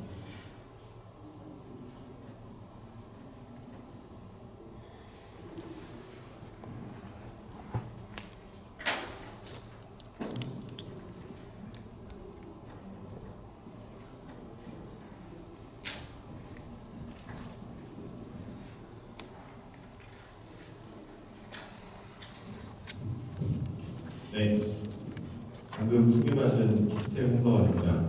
네, 아침에 사회도 보고 이 자연 토론에서 첫 번째 발표를 하는 상당히 배가 무겁습니다. 뭐 최근에 아까 제가 서두에서도 말씀을 드렸지만 코로나 이후에부터 해서 이제 물 쪽에서 보면 이 미량 오염 물질과 병원성 미생물의 제어, 하수 역할을 포함하는 이런 부분이 상당히 큰 이슈로 나가고 상당히 중요한 부분으로 선진 또 미국 같은 데서 또 실시를 하고 있습니다. 동시에 이제 그 수질 관리 인자가 COD 망간, 우리나라와 일본에서만 사용했던 그 COD 망간 기준을 TOC로 바꾸면서 이런 것들이 한번 같이 고민을 해봐야 되지 않나라는 저는 생각을 하고 있습니다. 그러니까 더 넓게 보면 총유기탄소를 제어하기 위해서 이제 미량 오염 물질과 또 그 과정에서 이제 고도산을 통해서 병원성 미생물도 제어가 가능하지 않을까라는 생각이고요. 근데 이런 것들을 이제 지나서 저희가 미량 오염 물질을 하면은 뭐 지속적으로 증가할 수밖에 없고 지금도 매년 수만 종의 케미칼이 새롭게 만들어지는 부분들이 있죠.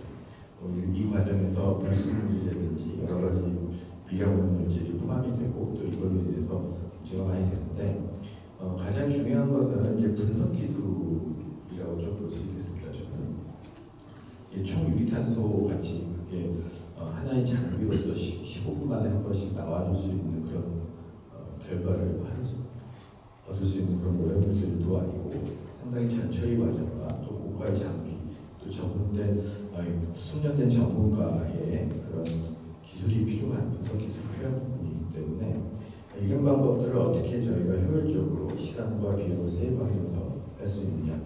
자기가 하는 모니터링 데이터를 기반으로 해서 최근에 많이 활용되고 있는 AI 기술들을 응용을 한다면 이런 것들은 이제 예측을 좀 가능하지 하지 않을까.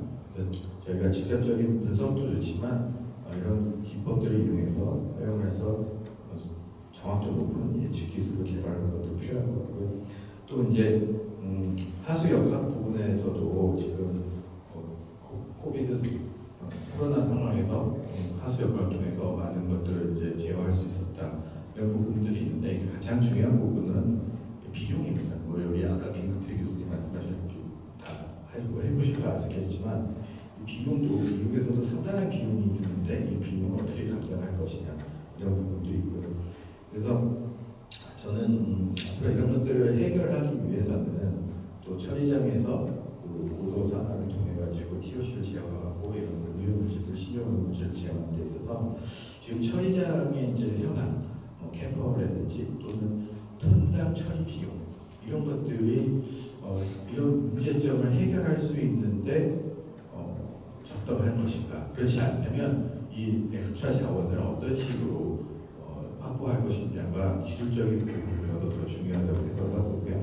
저는 뭐 그냥 우습게 생각해서 말씀드리면 저희가 사용하는 또는 독성이 높게 나타나는 또 수색계나 인체에 유해성을 줄 수 있는 미량물 물질을 생산하고 그것들을 소비하는 사람들이 일정 부분 그 부분을 담당을 해야 된다고 저는 생각을 하고 있습니다. 그래서 이것을 이제 하수처리 비용에다가 연계시켜서 그 비용의 폭을 조금 넓힐 수 있는 부분이 있으면 좋겠다라는 부분들이고요. 그래서 이런 선택적 그 제거가 불가능한 상황에서 TOC를 제어한다는 측면과 동시에 우리가 미량 유기물질과 병원성 미생물들의 제어를 좀 생각을 한다면 좋은 방안이 나올 수도 있지 않을까 생각합니다. 마치겠습니다. 예, 홍 박사님 감사합니다. 좀 이따가 홍 박사님 시간 좀 남으시면 제가 좀 다른 분들한테도 좀 부탁을 드리고 싶은 게 이 결국은 하수처리장이잖아요. 하수처리장이면 이 지금 쭉 발제해 주신 내용들이 좀 관리 방안에 들어가려면 제가 보기에는 뭔가 규제 기준에 들어가야 될 것 같거든요. 그러면 규제 기준에 담기 위한 어떤 정책적인 어떤 노력들이 필요한지 이런 것들을 좀 고민해가지고 같이 얘기해 주시면 좋지 않을까. 제가 이쪽은 전문가가 아니라서 어느 정도까지 이게 가능할지는 모르겠는데 혹시 그런 부분에 대한 답변이 가능하시면 좀 같이 주시면 좋을 것 같아요.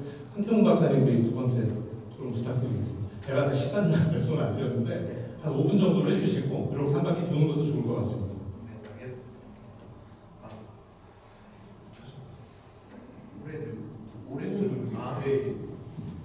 네, 사람도 없는데 마이크를 잡고 있고 영상을 녹화 중이기 때문에 원론적인 얘기도 할 수밖에 없고 또 뭐 그런 것 같습니다. 상황 환경이. 그래서 보통 토론회 하게 되면 보통 저는 이제 고민을 하고 원고를 또 써서 오거든요. 그래서 지금 고민했던 거 좀 원론적인 얘기겠지만 좀 보면서 좀 하겠습니다.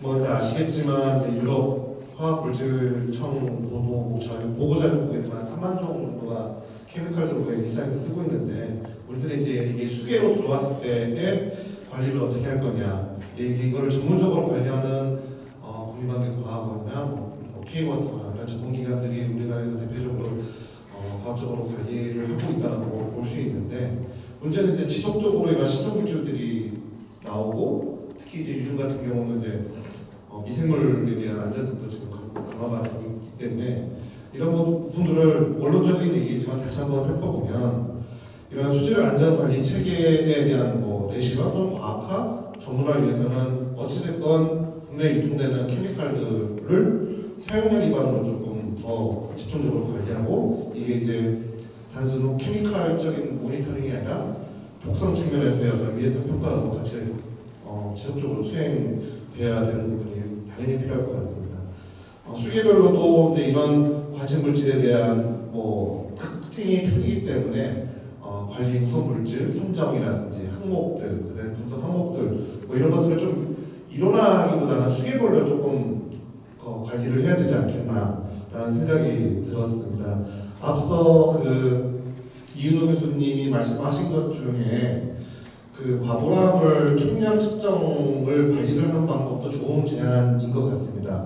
보통 법적으로 보게 되면 이제 상수원에서 지자체별로 이제 연간 수요 검사 계획이라는 걸 세우는데 최근에 이제 과부하물이 이슈가 되다 보니까 제가 알기로는 3점인가 4점 정도만 반기에 한 번씩 하고 있거든요. 근데 이런 게 항목과 이 횟수가 충분한가? 특히 산업 횟수가 많이 이제 유입되는 하수 처리단에서 방류되는 이 하수가 결국 이제 상수원으로 들어오는 구조이기 때문에 이거에 대한 조금 제도적인 측면이 개선이 필요할 거라고 저도 동의하고 이제 이런 부분들은 아무래도 이제 환경부나 과학원 쪽에 이 제도 제한 같은 개선안 같은 걸 좀 전문가분들이 좀 해주시면 좋을 것 같다는 생각이 들고요.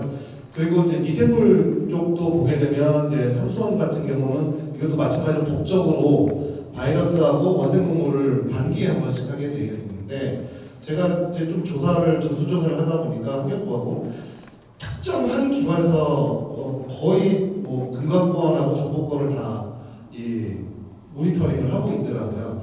이제 비용이 많이 들어서 또 좀 그런 것도 있긴 하겠지만 이게 과연 이게 한 기관에서 전문적으로 관리하는 게 맞을 것인가?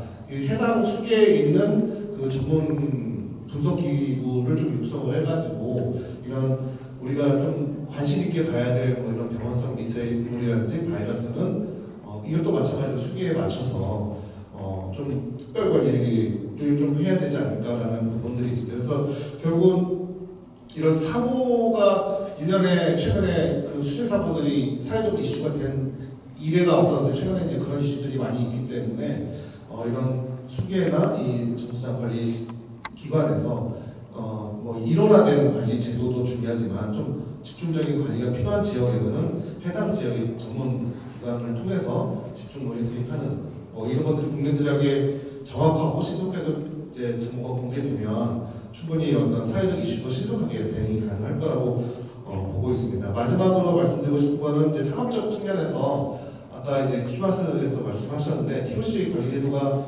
굉장히 어마무시한 제도이기 때문에 이게 이제 TMS로 갈 경우에는 행정처분이 이제 따르게 됐잖아요. 이제 이런 것들도 좋은 제도이기 때문에 우리가 상대적으로 이 제도를 도입을 했을 때 가장 우려가 되는 부분들이 저가의 중국산 센서들을 어떻게 이걸 또 관리를 할 것인가, 그리고 국내 산업도 어떻게 육성할 것인가 라는 부분도 고민이 필요할 것 같습니다. 단순히 시장이 열렸기 때문에 여기서 우리가 시장을 선정하겠다는 것보다도 기술적인 어떤 유지관리 방안이라든지 정확도가 떨어지는 뭐라고 해야 되나요? 단순히 형식 승인하고 정도 관리로만은 좀 부족하지 않을까. 이외에 다른 제품의 관리 제도가 좀 필요하지 않을까라는 막연한 생각이긴 하지만 이런 어떤 기술의 진보에 따른 이런 뭐라고 해야 되나요? 중국 제품에 대한 그런 것들도 우리가 대응 체계도 좀 필요하지 않을까라는 생각을 해봤습니다. 이상입니다. 예, 태용 박사님 감사합니다. 우리 다음으로 정대 조민 교수님 토론 좀 이어가 주시면 감사하겠습니다. 네, 경험상 이런 토론에서 제일 중요한 건 무조건 먼저 말하는 건데 그래서 마지막 그래서 아마 조금 준비해둔 부분들은 앞부분은 대부분 많이 말씀하셔가지고 저는 이제 지금 갑자기 막 준비 좀 했는데 조금 다른 얘기가 필요하지 않을까 싶어요. 그러니까 그게 뭐냐면 지금 대부분 기술에 대한 얘기를 저희 발제도 하셨고 또는 많이 말씀하셨는데 결국에는 어떤 기술이 적용이 되거나 의미를 부여가 되려면 그 외의 다른 부분들의 검토가 많이 필요할 거거든요. 예를 들어서 이제 몇 년 전에 끝나긴 했는데 노로바이러스 말씀하셨고 노로바이러스 사업단이라는 게 있었어요. 이게 통영을 타겟으로 해서 결국엔 노로가 계속 굴에서 문제가 생기니까 이거를 제어하는데 저희가 내린 결론은 뭐였냐면 노로 같은 경우는 그 잠복기 굉장히 짧거든요. 또 계속 걸려요. 그 내 손이 튕기는 게 아니라. 그러다 보니까 거기 그 작업자들이 걸려요. 작업자들이 걸린 게 집에 가서 설사를 하게 되면 그게 하수로 나가서 바다 노출되고 다시 자기 계속 빽빽빽 도는 형태거든요. 그러니까 답은 정말 심플해요. 뭐냐면 하수 처리장에 그 UV 설비가 있기 때문에 그거를 조금만 강화하면 된다는 답이에요. 근데 그건 답이긴 한데 할 수가 없었던 거예요. 왜냐하면은 우리나라의 규제 안에 바이러스가 들어가 있지 않았고, 그러니까 어떻게 생각하시면 되냐면 아까 뭐 다른 AUP도 많이 말씀하셨는데 저희가 조사량 기준으로 하면 박테리아 같은 경우는 10에서 20 정도의 조사량을 필요로 하게 되고 바이러스는 100, 그러니까 5배, 10배 정도 더 강하게 필요하고 AUP로 가려면 400, 500까지를 본 얘기를 해요. 그러니까 UV 램파도스 세져야지 되는 방식이 됩니다. 근데 이제 이거를 막상 적용을 하려고 보면 이제 그 적용을 한 통영 시장은 그 페널티를 받게 되는 상황이 발생을 해요. 물론 자기가 그냥 하려면 할 수도 있긴 하는데 이게 지금 제가 다른 얘기를 좀 하는 것 중에 하나가 예를 들어서 하수 같은 경우에는 70%의 국고 지원이 보통 있는데 그런 거에는 지원 안 해주죠. 그러면 자기 스스로 돈으로 하기 어렵고 뭐 이런 부분들이 있어서 결국에는 저희가 여기 이제 환경부나 과학원들이 거의 안 계신 것 같아서 좀 아쉽긴 한데 결국에는 도입되는 지금 말씀하셨던 상당히 많은 기술이나 모니터 이런 것들이 결국에는 돈 문제로 귀결되기도 하고 규제나 법규 이런 부분들이 있는데 그게 마찬가지로 반복이 되거든요. 저도 지금도 그 UV 국산화하는 과제를 하고 있는데 되게 당황스럽게 왜냐면 저희가 하면서도 타겟이 바이러스거든요. 그러니까 이거는 기술을 개발하지만 기술을 도입할 수는 없어요. 왜냐하면 바이러스까지 가지 않기 때문에. 그래서 이제 관련된 얘기를 하긴 하는데 어쨌든 간에 저희가 어쩔 수 없이 법이나 규제와 관련된 부분들까지도 같이 조금 논의가 되지 아까 최 교수님 말씀하신 거랑 겹칠 수 있을 것 같은데 어떤 기술이 그 도입되지 않는 부분들이 있어요. 제 생각에는 그 이유 중에 하나가 아까 지금 말씀드리는 기술 이외의 주변 내용들을 다 안 보는. 그러니까 예를 들면 아까 그 요양병원 말씀하셨는데 실제로 요양병원 중에서 이슈가 될 만큼 큰 곳을 가보면 우리 상상과 전혀 다르게 상수를 쓰지 않아요. 수돗물 쓰지 않고 하수도 그냥 버립니다.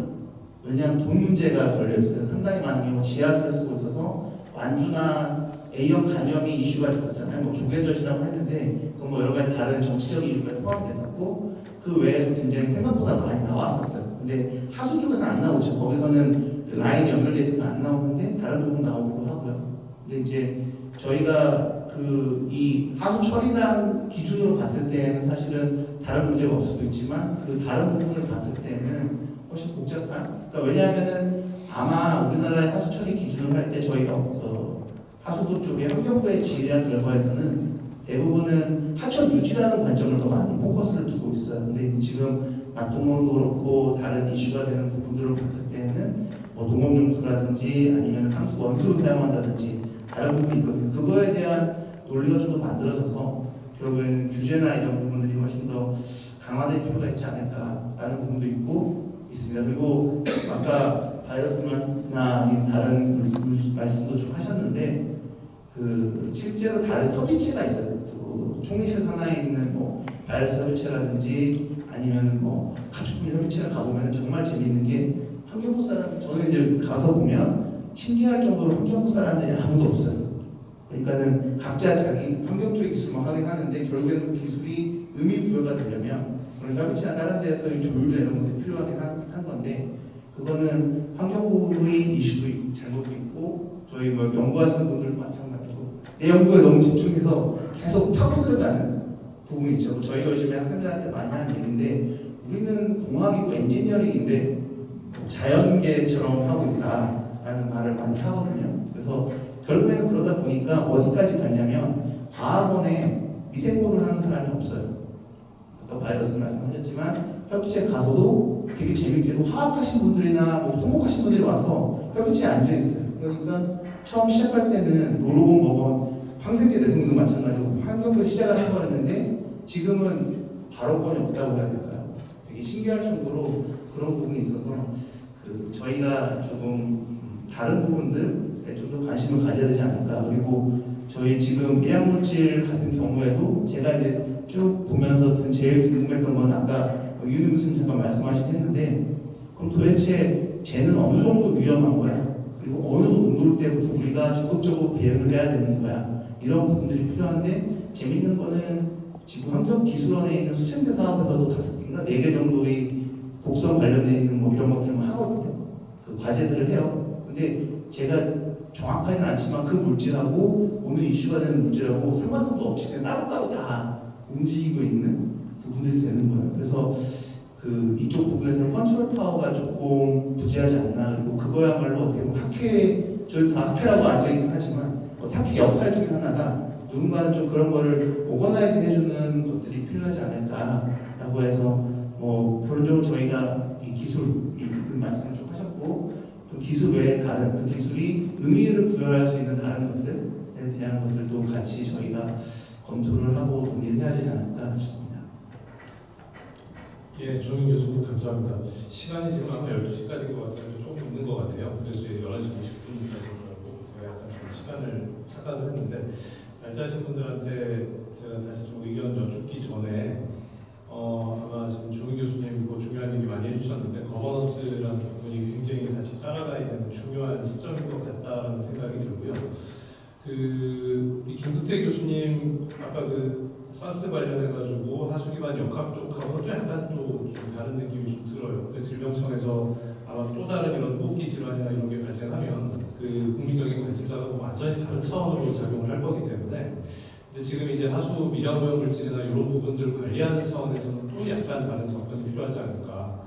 뭐 예를 들어서 EPA 같은 경우에는 신시내티에서 뭐 연구소에서 모니터링하고 이런 것들 스터디를 하고 정책적인 그 제안이나 입법 관련해서는 워싱턴 DC에 있는 EPA 본부에서 지금 하는 걸로 좀 그렇게 알고 있거든요. 그런 것들이 이원화돼가지고 거버넌스 관리가 너무 잘 되고 있는 그런 어떤 측면이 있는데 미량오염 물질들도 그런 식으로 좀 돼야 되지 않을까. 그래서 컨트롤 타워 역할의 부분이 굉장히 중요할 것 같은데 지금 관련 연구하시는 분들이 그런 문제 제기를 꾸준히 계속 해주셔야 되지 않을까라는 생각이 들고요. 이게 나중에 이제 하수처리장에 적용되려면 그래서 그런 의견을 좀 드리면서 관련해서 오늘 그 발제해 주신 분들 중에 제가 일단 좌장 권한으로 일단은 유영욱 이사님께 먼저 좀 여쭤보고 싶은데 한 10년 넘게 걸렸죠. 우리 TOC가 지금 이렇게 제도가 되고 그다음에 현장에 적용되고 하는 데까지.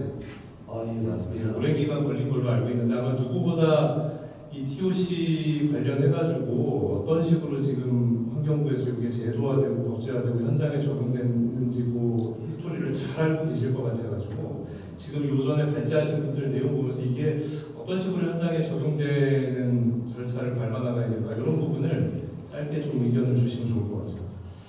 일단 뭐 워낙 여기 전에 교수님들이 말씀하신 것처럼 저희 이제 뭐 기업 입장에서는 봤을 때는 법제화를 통해서 어떤 항목들을 분석을 해 나가고 있고 분석 기술을 이제 만들어서 계측기를 만들고 있지만 이제 저도 오늘 그 TMS에 대한 관련된 항목에 대한 법제화로 된 것들만 말씀드렸지만 이제 이렇게 뭐 미량 유기물질, 병원선 세균 뭐 이런 부분에 대해서도 좀 어떤 법제화가 돼서 해나가면 좀 좋지 않겠냐 이렇게 말씀해 주신 것처럼 상당히 그 부분도 좀 어렵지 않나 이런 생각이 드는 게 사실은 저희 입장에서는 COD라는 측정기가 있을 당시에도 사실은 그 COD 분석 기술을 개발을 하지 않고 10년 전부터 TOC 분석 기술을 개발하는 데 매진을 했습니다. 근데 이제 사실 우리나라의 지금 아까 물환경보존법에 의해서 법제화가 된 거는 21년도에 TOC가 이제 도입이 됐지만 사실 19년도부터 시작이 이제 환경부에서 시작이 됐습니다. 과거에는. 이거에 앞서서 사실 10년 전부터 COD가 TOC로 바뀐다고 계속 과학원 환경부에서부터 시작을 했지만 계속 미뤄왔던 부분, 그다음에 너무 빠르다, 여러 가지 문제가 많았던 게 이제 뭐 전에 말씀드렸다시피 COD라는 항목 중에 이제 법제화로 만관법이 우리나라하고 일본만 하고 전 세계 유럽이나 미국 이런 쪽에서 COD 크롬으로 분석을 하고 있었던 부분이었는데 그럼 우리 한국도 그러면 만관법이 아닌 크롬으로 가면 되지 않겠냐 이런 부분도 상당히 많았습니다. 환경부에서 이제 크롬법 측정했을 때 다시 배출되는 이제 중금속 외 인자들부터 문제점들이 많았던 부분이 있었기 때문에 이 TOC로 법제화되기까지 거의 진짜 아까 말씀해 주신 것처럼 10년이라는 시간이 걸렸었고요. 사실은. 그리고 10년 전부터 이제 환경분화위원회에서 시작을 했지만 법제화가 되기까지 거의 한 7년이라는 시간이 걸려서 19년도에 시작을 해서 또 미뤄지고 21년도부터 법제화가 되는데 상당히 오랜 시간이 걸렸다고 보고 있습니다. 그래서 이제 지금 이렇게 새로운 이게 그 병원성 세균이나 그 미량 무기물질 이런 새로운 것들이 법제화되기까지도 상당히 많은 이제 이 법을 만드시는 분이나 이런 그 교수님 박사님들이 좀 많이 도움이 되면 좀 이런 새로운 항목들이 좀 이 TOC처럼 정착하는데 좀 빨리 진행될 수 있지 않을까 이런 좀 조심스러운 말씀을 좀 드리면서 마치겠습니다. 예, 감사합니다. 그 이사님 저기 옆에 우리 홍성원 박사님께서 저한테 대신 좀 물어봐달라고 요청을 해주셔서 실험실 용도로는 TOC 혹시 회사에서 개발 계획이나 뭐 이런 그 어떤 뭐 좀 따로 특별한 계획이나 이런 게 없으신가요? 왜냐하면 그 시장도 만만치 않을 거고. 사실은 저희 회사에서 이제 그 TMS용 현장용 대치기를 개발 당시 아까 두 가지 방식이 있다라고 했는데요. 그러니까 습식산화 방식하고 요소산화 방식이죠. 그 시장이 열리기 전에 사실은 실험실용 분석을 할 수 있는 계측기 시장이 먼저 열렸습니다. TOC 시장이. 그래서 이제 여기 있는 많은 이제 뭐 분석하시는 분들 이런 데서 이제 대학교 이런 실험실에서 먼저 TMS 시장이 아닌 실험실에 TOC 분석을 하셨는데 현재 우리나라에 도입된 메이커사들의 국내사가 없고 다 외산인 연소산화 방식만 지금 현재 있어요. 그런 습식산화 없습니다. 방식으로 지금 하실 계획은 그래도 좀 가지고 계신다고 제가 예, 이해를 했습니다. 알겠습니다. 있는데요. 추가적인 스토리는 다음에 좀 얘기를 해주시죠. 시간이 얼마 없으니까. 알겠습니다. 자, 그러면은 넘어가서 오늘 그 발제해 주신 분들 역순으로 우리 오늘 그 자리 마련해 주시고 또 오가나이즈 해 주신 미윤호 교수님께 우리 지금 여러 의견들이 나왔는데 교수님 발제해 주신 내용 더하기 그다음에 지금 이제 토론자로 얘기 나온 내용 같이 좀 듣고 혹시 좀 정리하실 부분 있으면 의견 주시면 감사하겠습니다. 예, 기회를 주셔서 감사하고요. 일단 뭐 좀 여러 가지 생각들이 있었는데 조인 교수님이 말씀하신 이런 기술적인 것도 중요하지만 결국에는 이 환경 쪽이 환경 기준, 그다음에 법, 이게 사실은 굉장히 중요한 것 같습니다. 근데 그쪽으로 가는 게 사실은 여러 가지 근거 자료가 필요하고. 지금 여기 뭐 미량 오염 물질이나 이런 것들이 이게 참 어려운 게 그 원인과 어떤 그 결과, 그 어떤 그 유해성 이런 것들이 딱 떨어지지 않는다는 데서 굉장히 좀 어려움이 있는 것 같습니다. 네, 그래서 지금 그쪽으로 이제 실제로 방류수 오도 처리를 하고 있는 스위스 예를 보면은 이제 그런 모니터링 유해성 평가 사업을 상당히 10년 이상 큰 규모로 진행을 해서 봤더니 이제 하드전염 방류에서 나오는 그런 호르몬 물질들이 물고기에 영향을 주더라 이런 것들 해서 이제 그쪽으로 근데 사람들이 또 그거에 굉장히 공감을 하고 그런 정치적으로 정책적으로 경제성 평가까지 다 진행을 해서 이제 국민적 합의를 어쨌든 한 다음에 이제 진행이 된 거거든요. 네, 그래서 근데 또 한편으로 보면은 영국이라든지 이런 데서는 괜히 돈 낭비하고 있다. 그게 물고기 보호하자고 그렇게까지 해야 되냐, 이렇게 이런 것들도 기억이 나고요. 그래서 연구를 하고 있는 사람으로서는 어쨌든 꾸준히 모니터링이라든지 위해성 평가라든지 이런 부분들을 어쨌든 지속해 나가야 되고. 근데 이게 혼자 이거 꼭 해야 된다 이렇게 해서 주장할 수는 없는 거고요. 네, 그다음에 억지로 이걸 만들어가지고 이렇게 하는 것도 좀 그런 것 같고. 네, 근데 또 말씀드린 것처럼 굉장히 원인과 결과가 좀 불분명한 부분이 있기 때문에 좀 이렇다 얘기하기가 좀 어려운 것 같습니다. 근데 또 병원성 미생물 같은 경우에는 제 느낌이 시장에 유비 시설이 굉장히 많이 들어왔는데 이게 저희 사실 관련된 분들이 좀 얘기를 많이 했었는데 이게 설치가 안 돼 있고 이게 제대로 돌아가고 있는 건지 그 소독 효과를 내고 있는 건지 그러니까 조금 하수처리장 방류수의 어떤 그런 소독 영화성 미생물 이런 부분에 대해서 너무 오랫동안 좀 신경을 안 썼던 게 아닌가 그래서 좀 시작적으로 일단은 좀 그런 모니터링 그다음 실제로 방류수가 뭐 낙동강 같은 경우에 상수 원수열차 등에 미치고 있으니까 그런 부분에 대해서 지금 밀양은 그나마 또 그래도 관심사가 돼서 오히려 저기 조사도 되고 하고 있지만 상대적으로 없었는데 이제 코로나 때문에 다시 좀 관심을 받는 분위기인 것 같고요. 그래서 조금 차근차근 준비를 해 나가야 되지 않을까 하여튼 그런 정도 생각을 해봤습니다. 알겠습니다. 좋은 말씀 감사드리고요. 제가 마지막에 조금 정리를 좀 드리도록 하겠습니다. 그러면 김근태 교수님 1분 드리겠습니다. 네, 시간이 거의 다 들려가지고요. 두 가지 간단하게 말씀드리겠습니다. 가능성 경험치에 대해서는 이미 미국이나 유엔에서 나왔는데 선도대행이 있었다면 예산을 거의 한 10분의 1 줄였다는 보고서가 나오고 22조 달러가 들었는데 이 선도대행에서 운용에 따르면 2조 정도밖에 안 들었다는 이미 보고서가 나왔고요. 그 기치에 맞춰서 이미 질병청에서는 입법화시키기 위해서 활발하게 움직이고 있습니다. 근데 공동체는 지금 하수처리입니다. 하수처리에 있어서 연락이 나오면은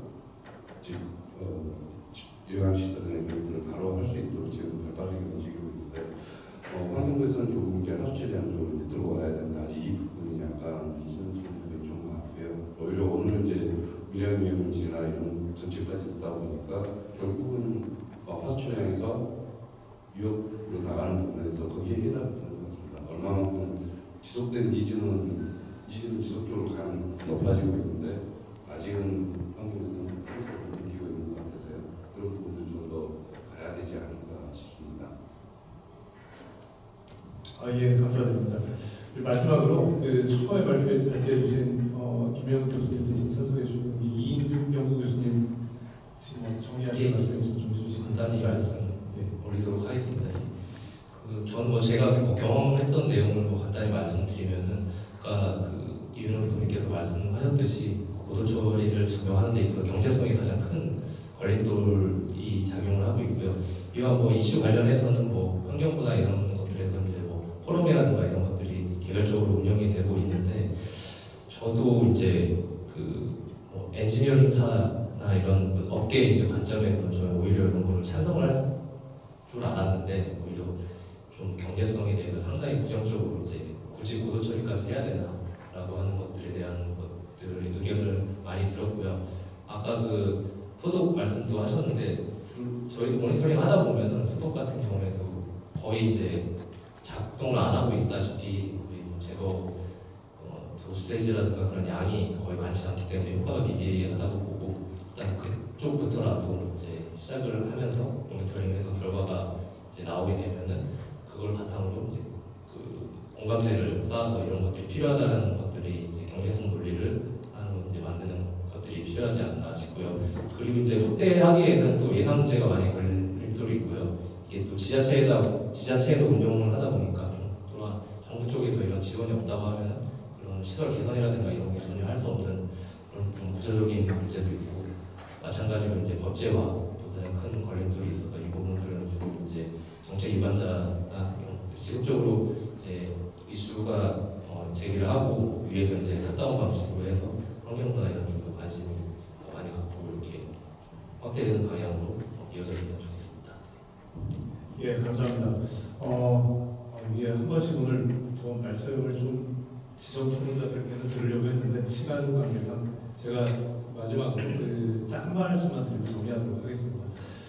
여기 오늘 좋은 말씀들도 많이 해주시고 발제도 잘 해주셨는데 일단 기본적으로 아까 이현우 교수님도 얘기하셨겠지만 스위스의 경우하고 우리는 좀 이 비전적인 측면에서 약간 좀 다르지 않을까 좀 생각을 하거든요. 이게 국민들이 가지는 관심도가 빙하에서 내려서 녹아서 들어온 물 말고 다른 어떤 오염원은 우리 1도 활용하지 않는다는 그런 마인드를 저 같으면 거기서 사람 가질 것 같아요. 그래서 이 접근 자체가 약간은 좀 다르지 않을까라는 생각이 드는데 그걸 위한 우리나라만의 미량 오염물질 관리를 위한 비전을 많은 노력을 해주십사라는 당부 말씀을 드리면서 오늘 토론회 여기서 마치도록 하겠습니다. 장시간 감사드립니다. 고맙습니다.